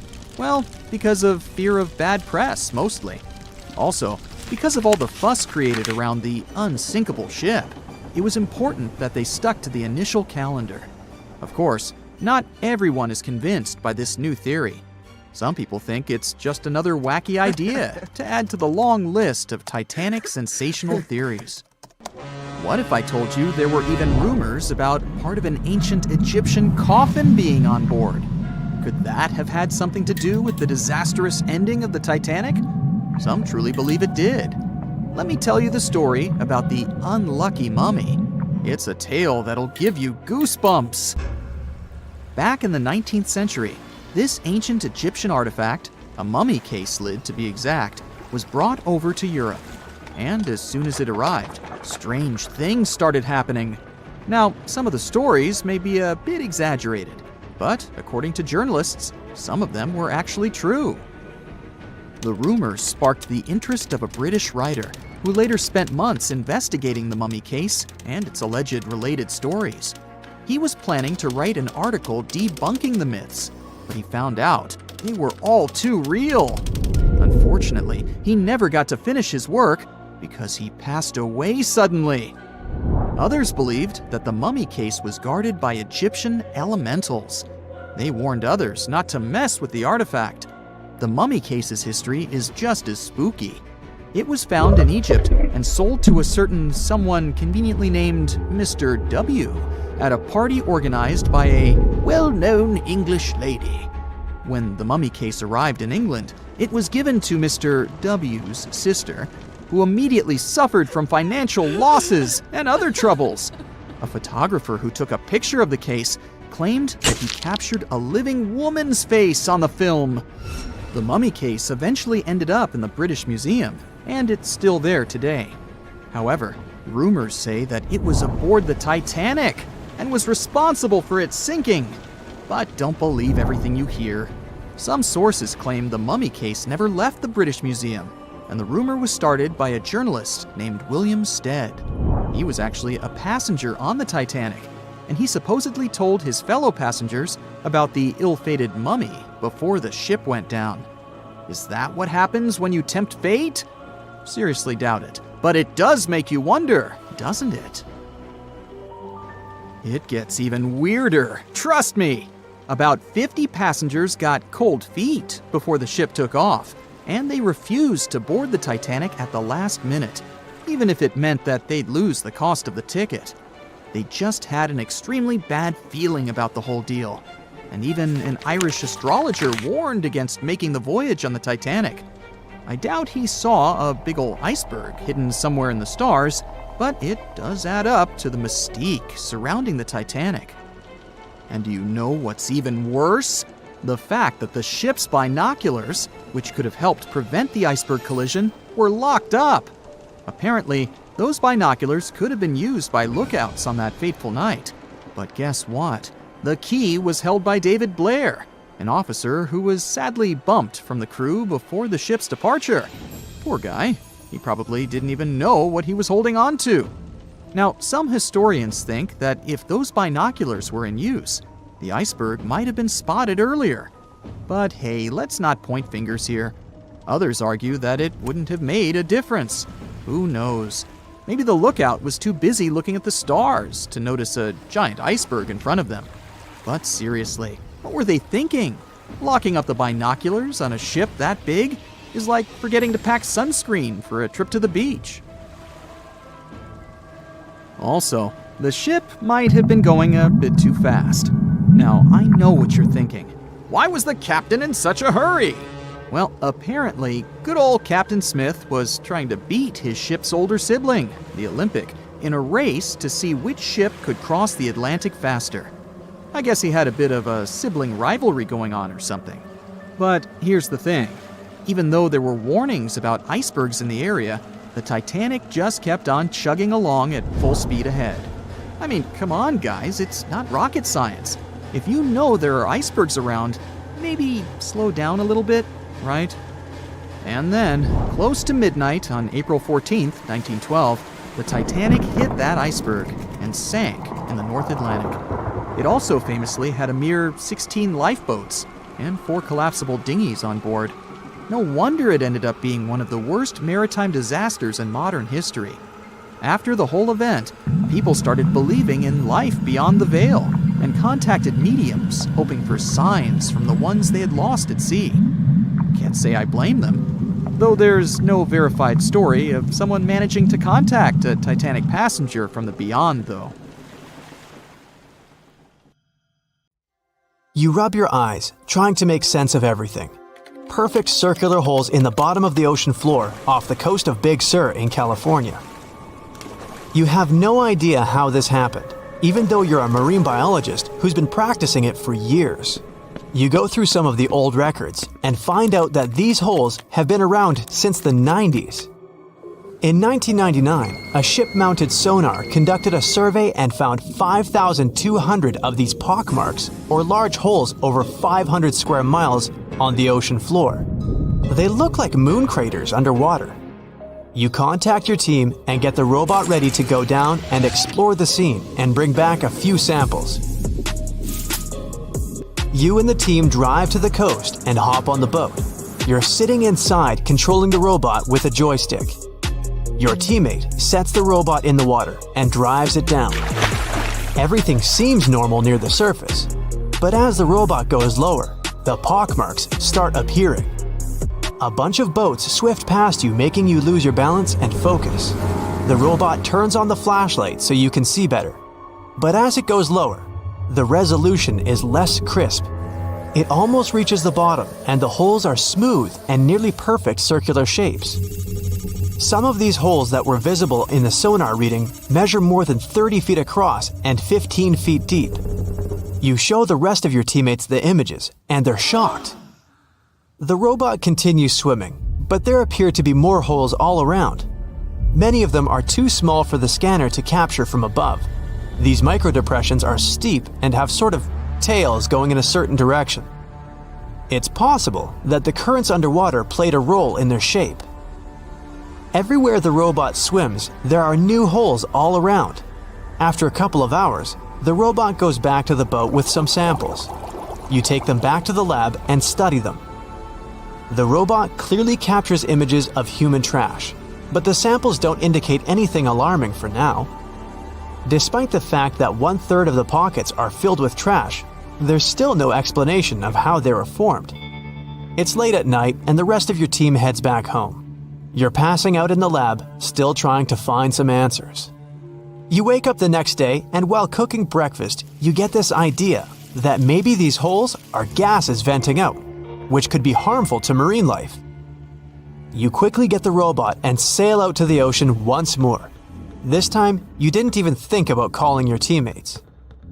You place the robot in the water and get behind the screen to control it. The robot descends to the bottom of the ocean and does a survey. So far, the holes still seem to be covered with trash. But some of the holes have marine life dwelling inside, like fish and seaweed. After much scanning, it doesn't look like they're producing any bubbles, which means there aren't any gases venting out, but you're determined to find them. After a while, you reach one of those large pockmarks, and the robot starts scanning around. You find some bubbles coming from a source, but the robot can't reach it. It swims around trying to find a spot, but nothing. You bring the robot back to the lab and work on it. You attach some mechanical arms on it that can lift things and move them. You bring the robot back down to the same spot, but the bubbles aren't as frequent as before. You use the arms to move some of the trash and find out that the bubbles are being produced by a group of crabs chilling next to a pile of plastic. Bingo! The bad news is, you still don't have a clue why the microdepressions and pockmarks exist. As you try to control the robot to go back to the surface, an octopus wraps its tentacles around it, pulling the robot down. You struggle with the controls and push it to maximum power, but the suctions of the octopus are too strong to break off. It's a game of tug-of-war with the octopus and your robot. It takes the robot under a pile of trash, thinking it's lunch. But you use the arms to maneuver the robot out and swim back to the surface. You go back to the lab even more confused. The robot has collected more samples for you to study. Your eye is glued to your microscope, trying to figure out what's going on, but nothing. You decide to do a carbon dating test to determine how old these holes are. After a while, you check out the results and are even more stunned than before. They show that the holes are around 400,000 years old, so it's likely that human trash wasn't the cause for all this. You pull many all-nighters trying to figure out the truth. You gather your team once more and hold a small press conference about this. You claim that this may be something we should be extremely worried about, but you still can't tell them more than what you know. With all the brain work put together, you find out that the large pockmarks haven't changed or been active for more than 50,000 years.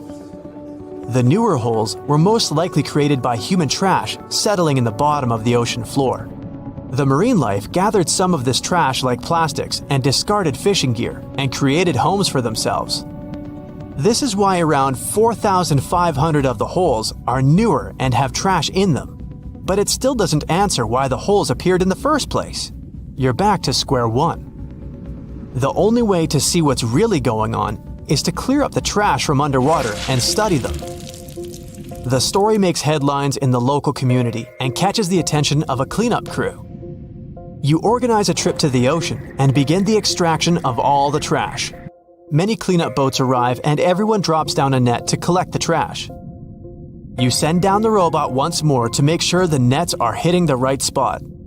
As most of the trash is being collected, many marine life animals scramble and try to find a way to escape. Everyone makes sure not to hurt them. After a couple of weeks, all the holes are cleared up from the trash. You do another sonar scan from the surface and can see the holes clearer than before.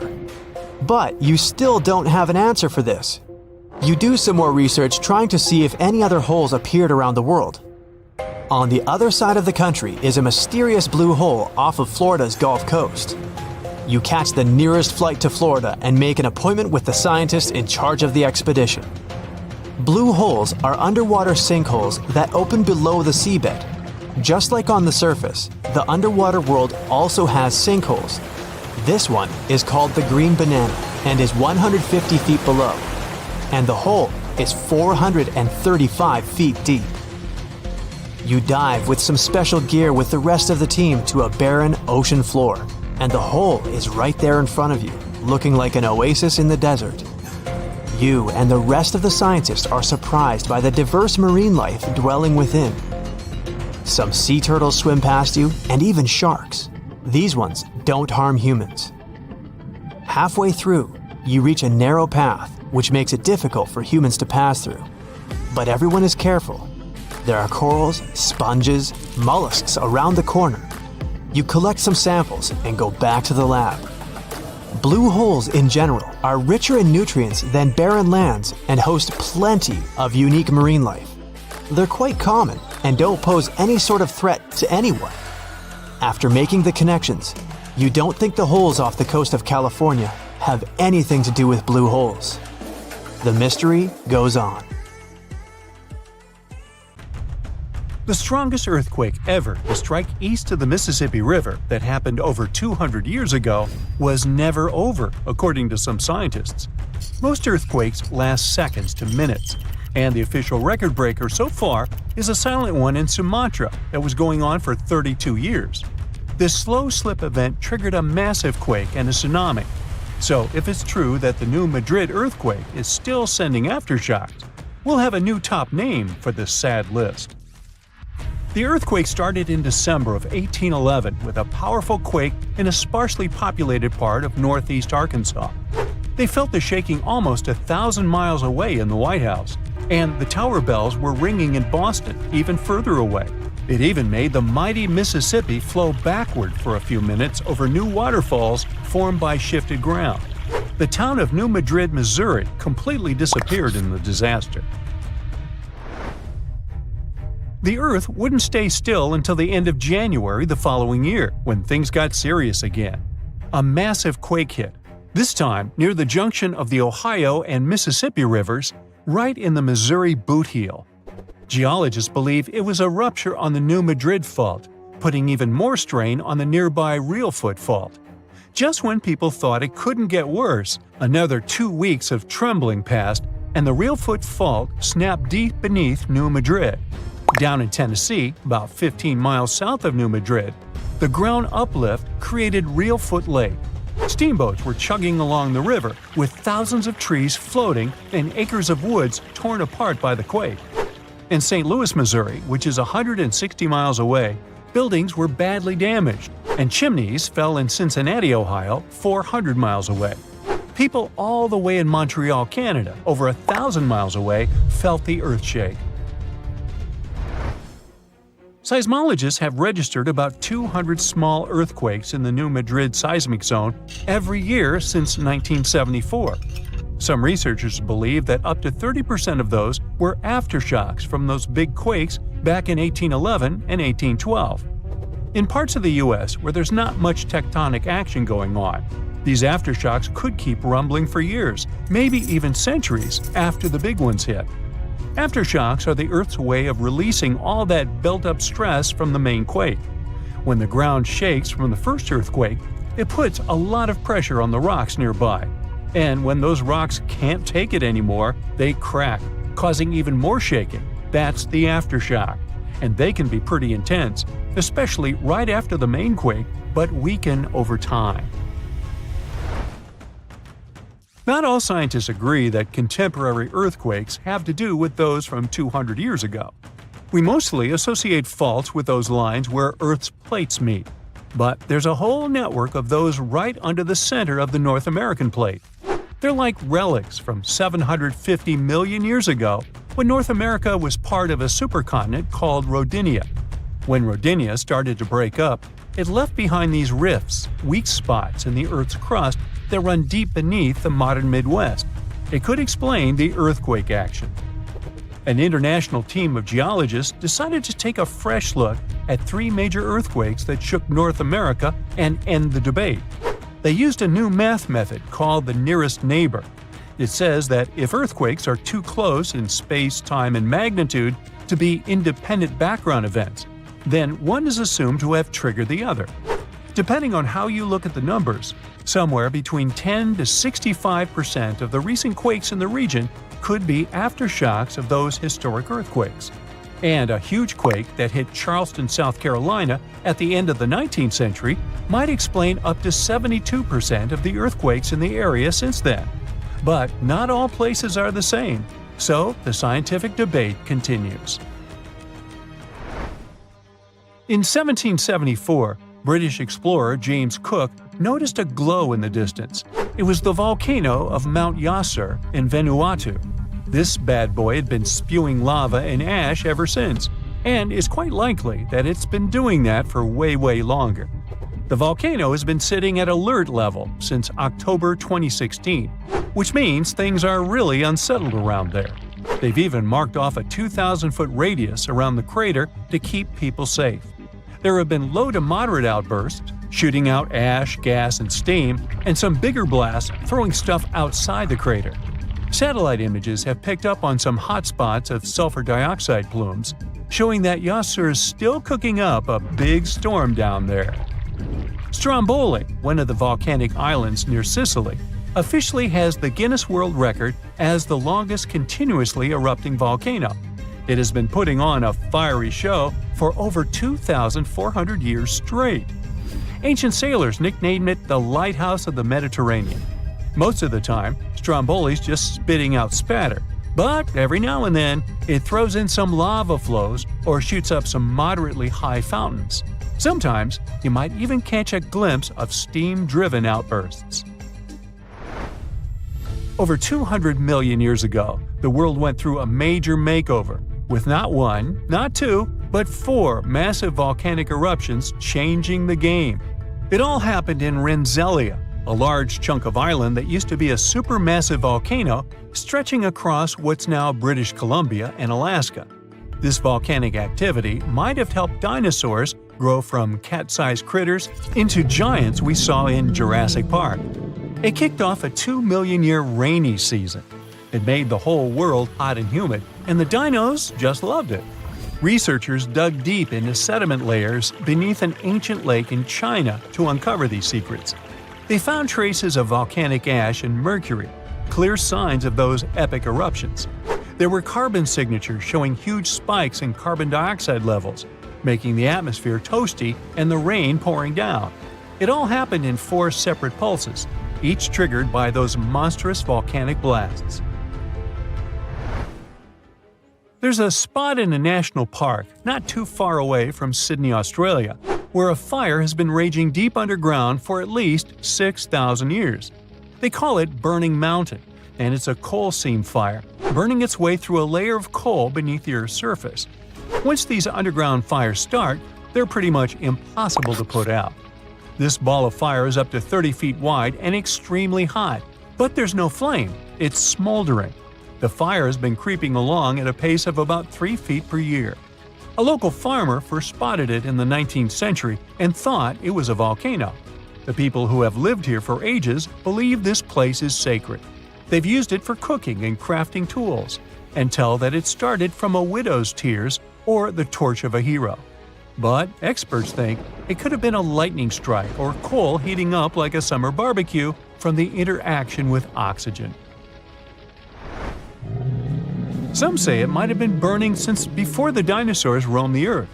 No one knows exactly how long this mountain will burn or in what direction it'll move.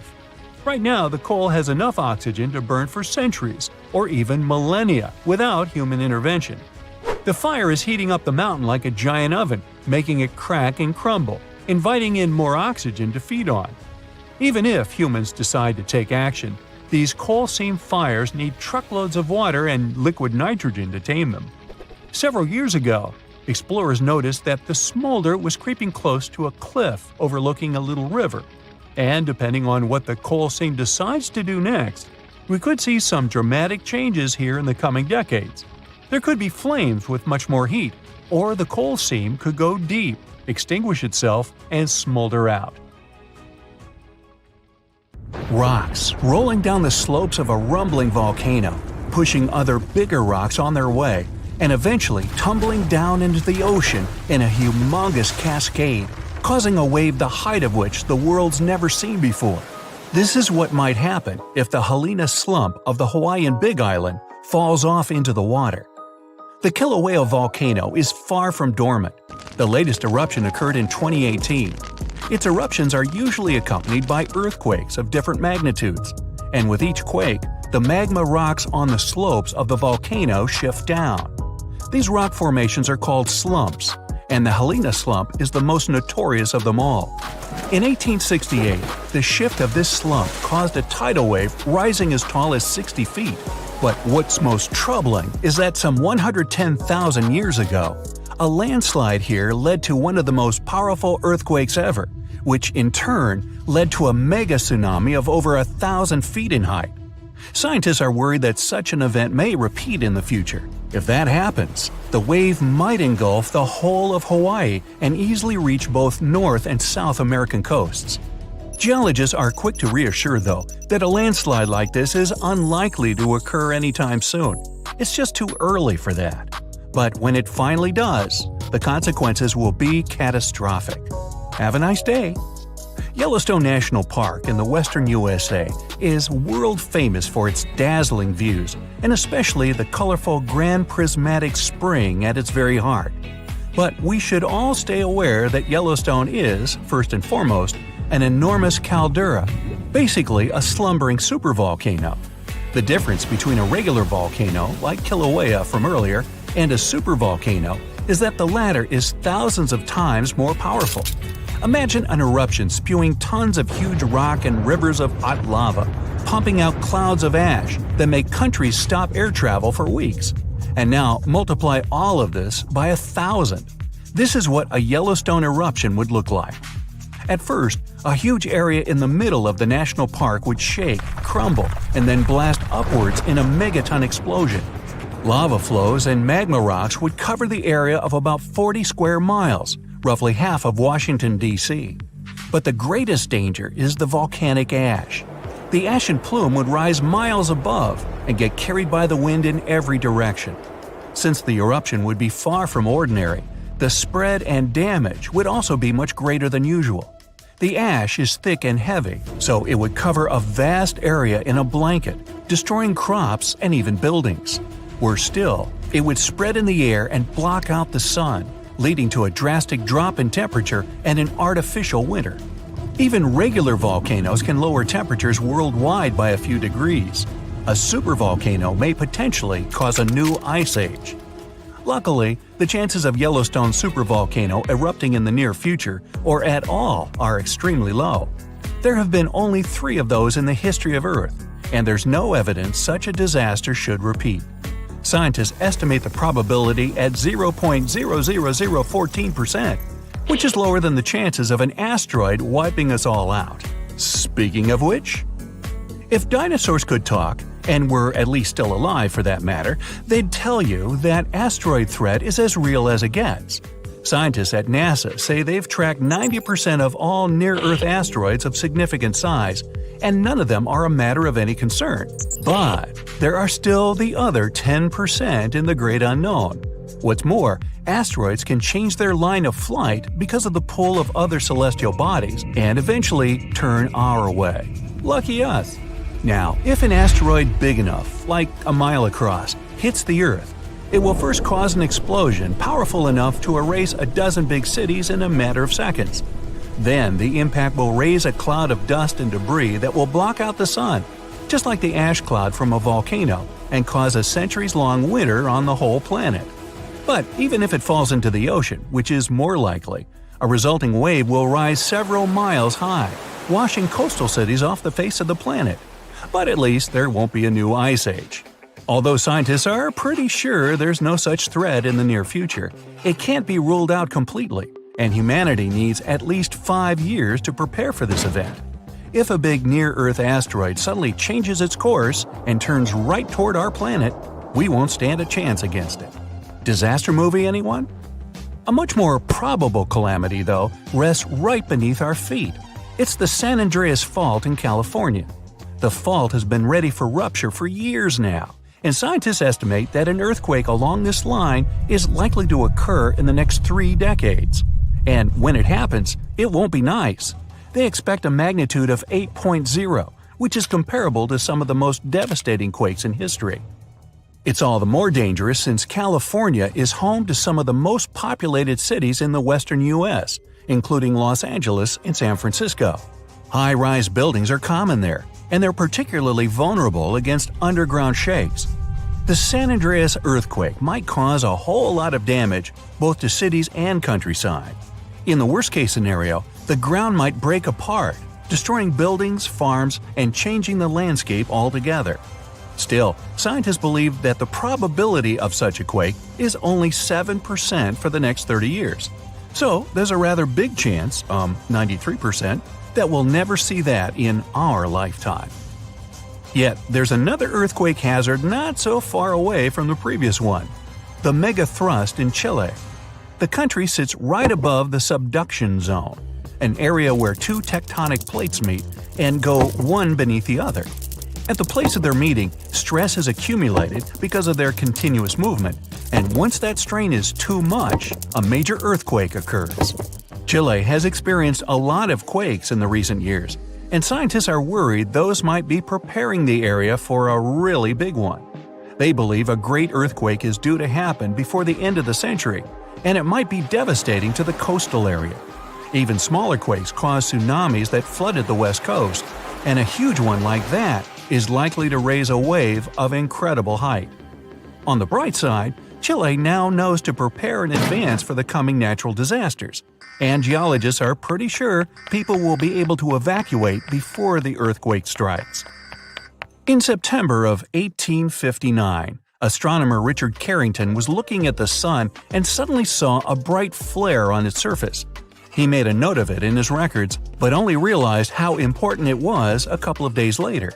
The energy from that flare reached Earth and struck it directly, causing northern lights to appear above Cuba and burning telegraph lines all around the world. This was dubbed the Carrington event, and it was a solar storm. Such storms hit the Earth fairly often, but none of them were so powerful as the Carrington event, neither before nor after. But in 2012, astronomers registered a similar solar flare whose energy nearly hit our planet once again. If it had been just a week earlier, we'd have been in big trouble. Today, humanity relies on electricity in almost every aspect of life, and a powerful solar storm would mess with the electromagnetic field of Earth a lot. All electric appliances would either shut down or short-circuit, and huge transformers powering basically everything would go out of order for good. It would take years to repair them, and the cost of such a massive blackout would count in trillions of dollars. The worst of it is that science is almost unable to predict solar storms, and even if we could know about them in advance, we'd be powerless to stop them. The flare happens in a matter of seconds, and it takes about 8 minutes for the particles to reach the Earth's atmosphere, causing the disturbance. The power outage would come a bit later, in a day or so, when a massive cloud of plasma gets to our planet. At the moment, there's no protection against solar flares, and the chances of one powerful enough to cut all of our electricity in the next few years are quite high, about 12%. The only good thing about all this is that we now know of such a possibility and can at least prepare in advance. Hey, don't forget to pack some underwear and socks. You'll always need those.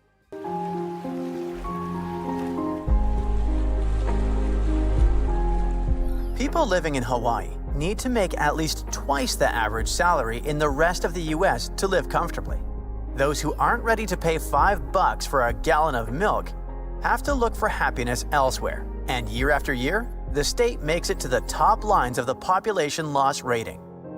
While the local middle class is leaving, Hawaii is turning into a heaven for billionaires. Just 37 of them already own 11% of all the private land in the Aloha state.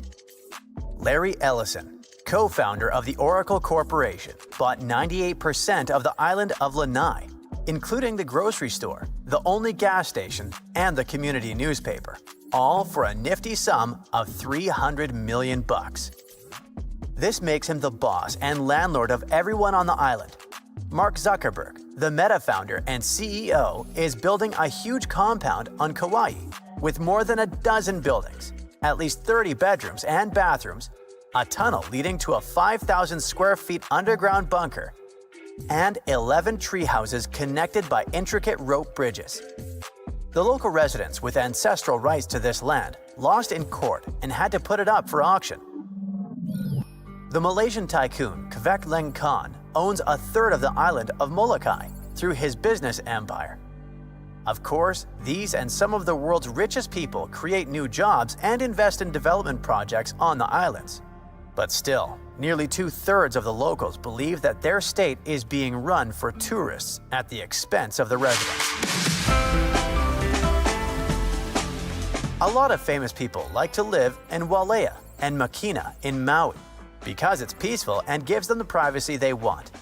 Oprah Winfrey has a big house up in the local hills. Jeff Bezos, the founder of Amazon, reportedly bought a huge house by La Perouse Bay for $78 million. Other famous people who live in Maui include Clint Eastwood, Mick Fleetwood, Jim Carrey, and Alice Cooper.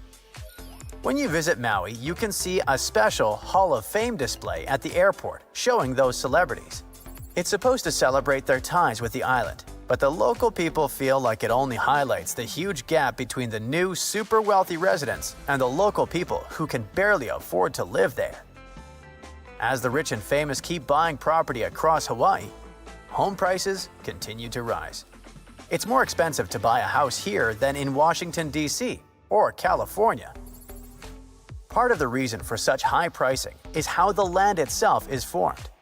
Hawaii is bigger than most people think, but it's made up of lots of separate islands that are spread far apart.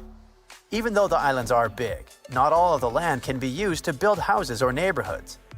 Unlike most of the US, which has a lot of flat land and gentle hills, much of Hawaii is made up of steep, rocky mountains and rough terrain. This kind of land is very hard to build on or live on. Because of this, most of the people on Hawaii, about 1 million of them, live on the island called Oahu. The other islands, like the Big Island, have far fewer people.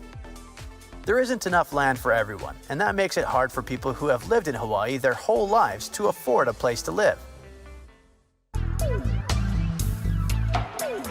Tourism makes up 21% of the state's economy. Most of the visitors come from the United States and Japan. Tourists bring in tons of money, but there's a problem. Depending too much on tourism can be risky for Hawaii. In the recent years, because of we all know what happened, a health rule called the Conditional Sail Order stopped cruise ships from coming to Hawaii for health safety reasons. Many other tourist activities, like visiting beaches or attending events, were also shut down. With fewer visitors, Hawaii earned a lot less money, which hurt the economy. To avoid this problem in the future, Hawaii has been trying to make money in other ways besides tourism.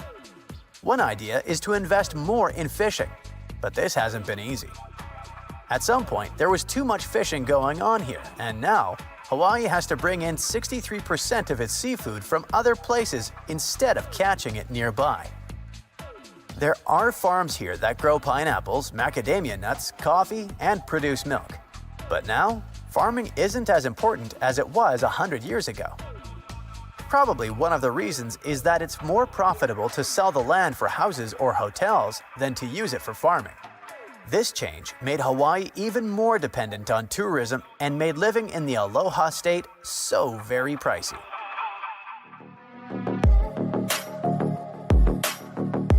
Honolulu is reported to be the 7th most expensive city to live in the US. A family of 4 spends around $8,000 a month here, and a single adult will have to pay, on average, $2,500. Food alone costs around $500 a person for 1 month. Most of the food in Hawaii, about 85 to 90%, comes from faraway places. Since it has to travel more than 2,500 miles to get there, around 1/3 of all the food spoils along the way, especially because Hawaii is warm and humid. This waste makes things more expensive because stores know they'll lose some of their products and charge more to cover their losses. There aren't as many stores competing with each other. If stores don't compete, they have no reason to lower their prices.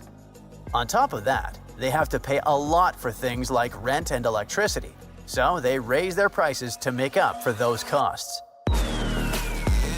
Speaking of electricity, an average bill is around $200, which is almost 90% higher than the national average. Yep, the Aloha state has the highest energy costs in the country. And perhaps that's why people in Hawaii use the least amount of electricity compared to other states. But their bills are still much higher. The main reason is the price per unit of electricity, called a kilowatt hour. 1 unit of electricity costs almost 40 cents. To compare, Utah has the cheapest rate at just 10.91 cents. It's so expensive in Hawaii because most of the electricity comes from oil, and that oil has to be shipped to the islands. Since Hawaii depends so much on oil, energy costs go up and down with oil prices. On top of all that, the income tax is some of the highest in the country. A quarter of all households in Hawaii spent more than their income in 2024. To survive, people used savings and credit cards and cut expenses. They also had to work more hours or get an extra job. They were forced to sell their belongings and borrow money from relatives, banks, or other lenders. Almost half of residents are in the category called ALICE, and it has nothing to do with Alice in Wonderland. It means asset limited, income constrained, employed. More than 1 in 3 residents lives below the ALICE annual income threshold. And then there's also legislation that further complicates things for Hawaii. It says that any goods shipped between places in the US must be carried on ships that are owned, built, and run by Americans. This makes shipping much more expensive because US ships and crews cost a lot more than ships from other countries. Most of the world's ships don't follow these rules because they're registered in countries like Panama. Because of this, Hawaii can still get goods from places like East Asia using cheaper ships, but if they want something from the mainland US, it costs way more money. In fact, this law costs Hawaii over $1 billion every year. This law also makes it really hard for Hawaii to grow businesses because everything is so expensive. The cost of insurance is also going up. This is because the islands are hit by natural disasters like hurricanes and storms more often now. All of this adds up to making life in Hawaii even more expensive. But even despite all that, the state steadily lands high in studies on well-being. Even people who can barely afford a living are mostly happier, or at least less unhappy in Hawaii than in other states. I guess the strong community support, a clean and fantastically beautiful environment, and the ability to have beach parties all year round make up for many hardships.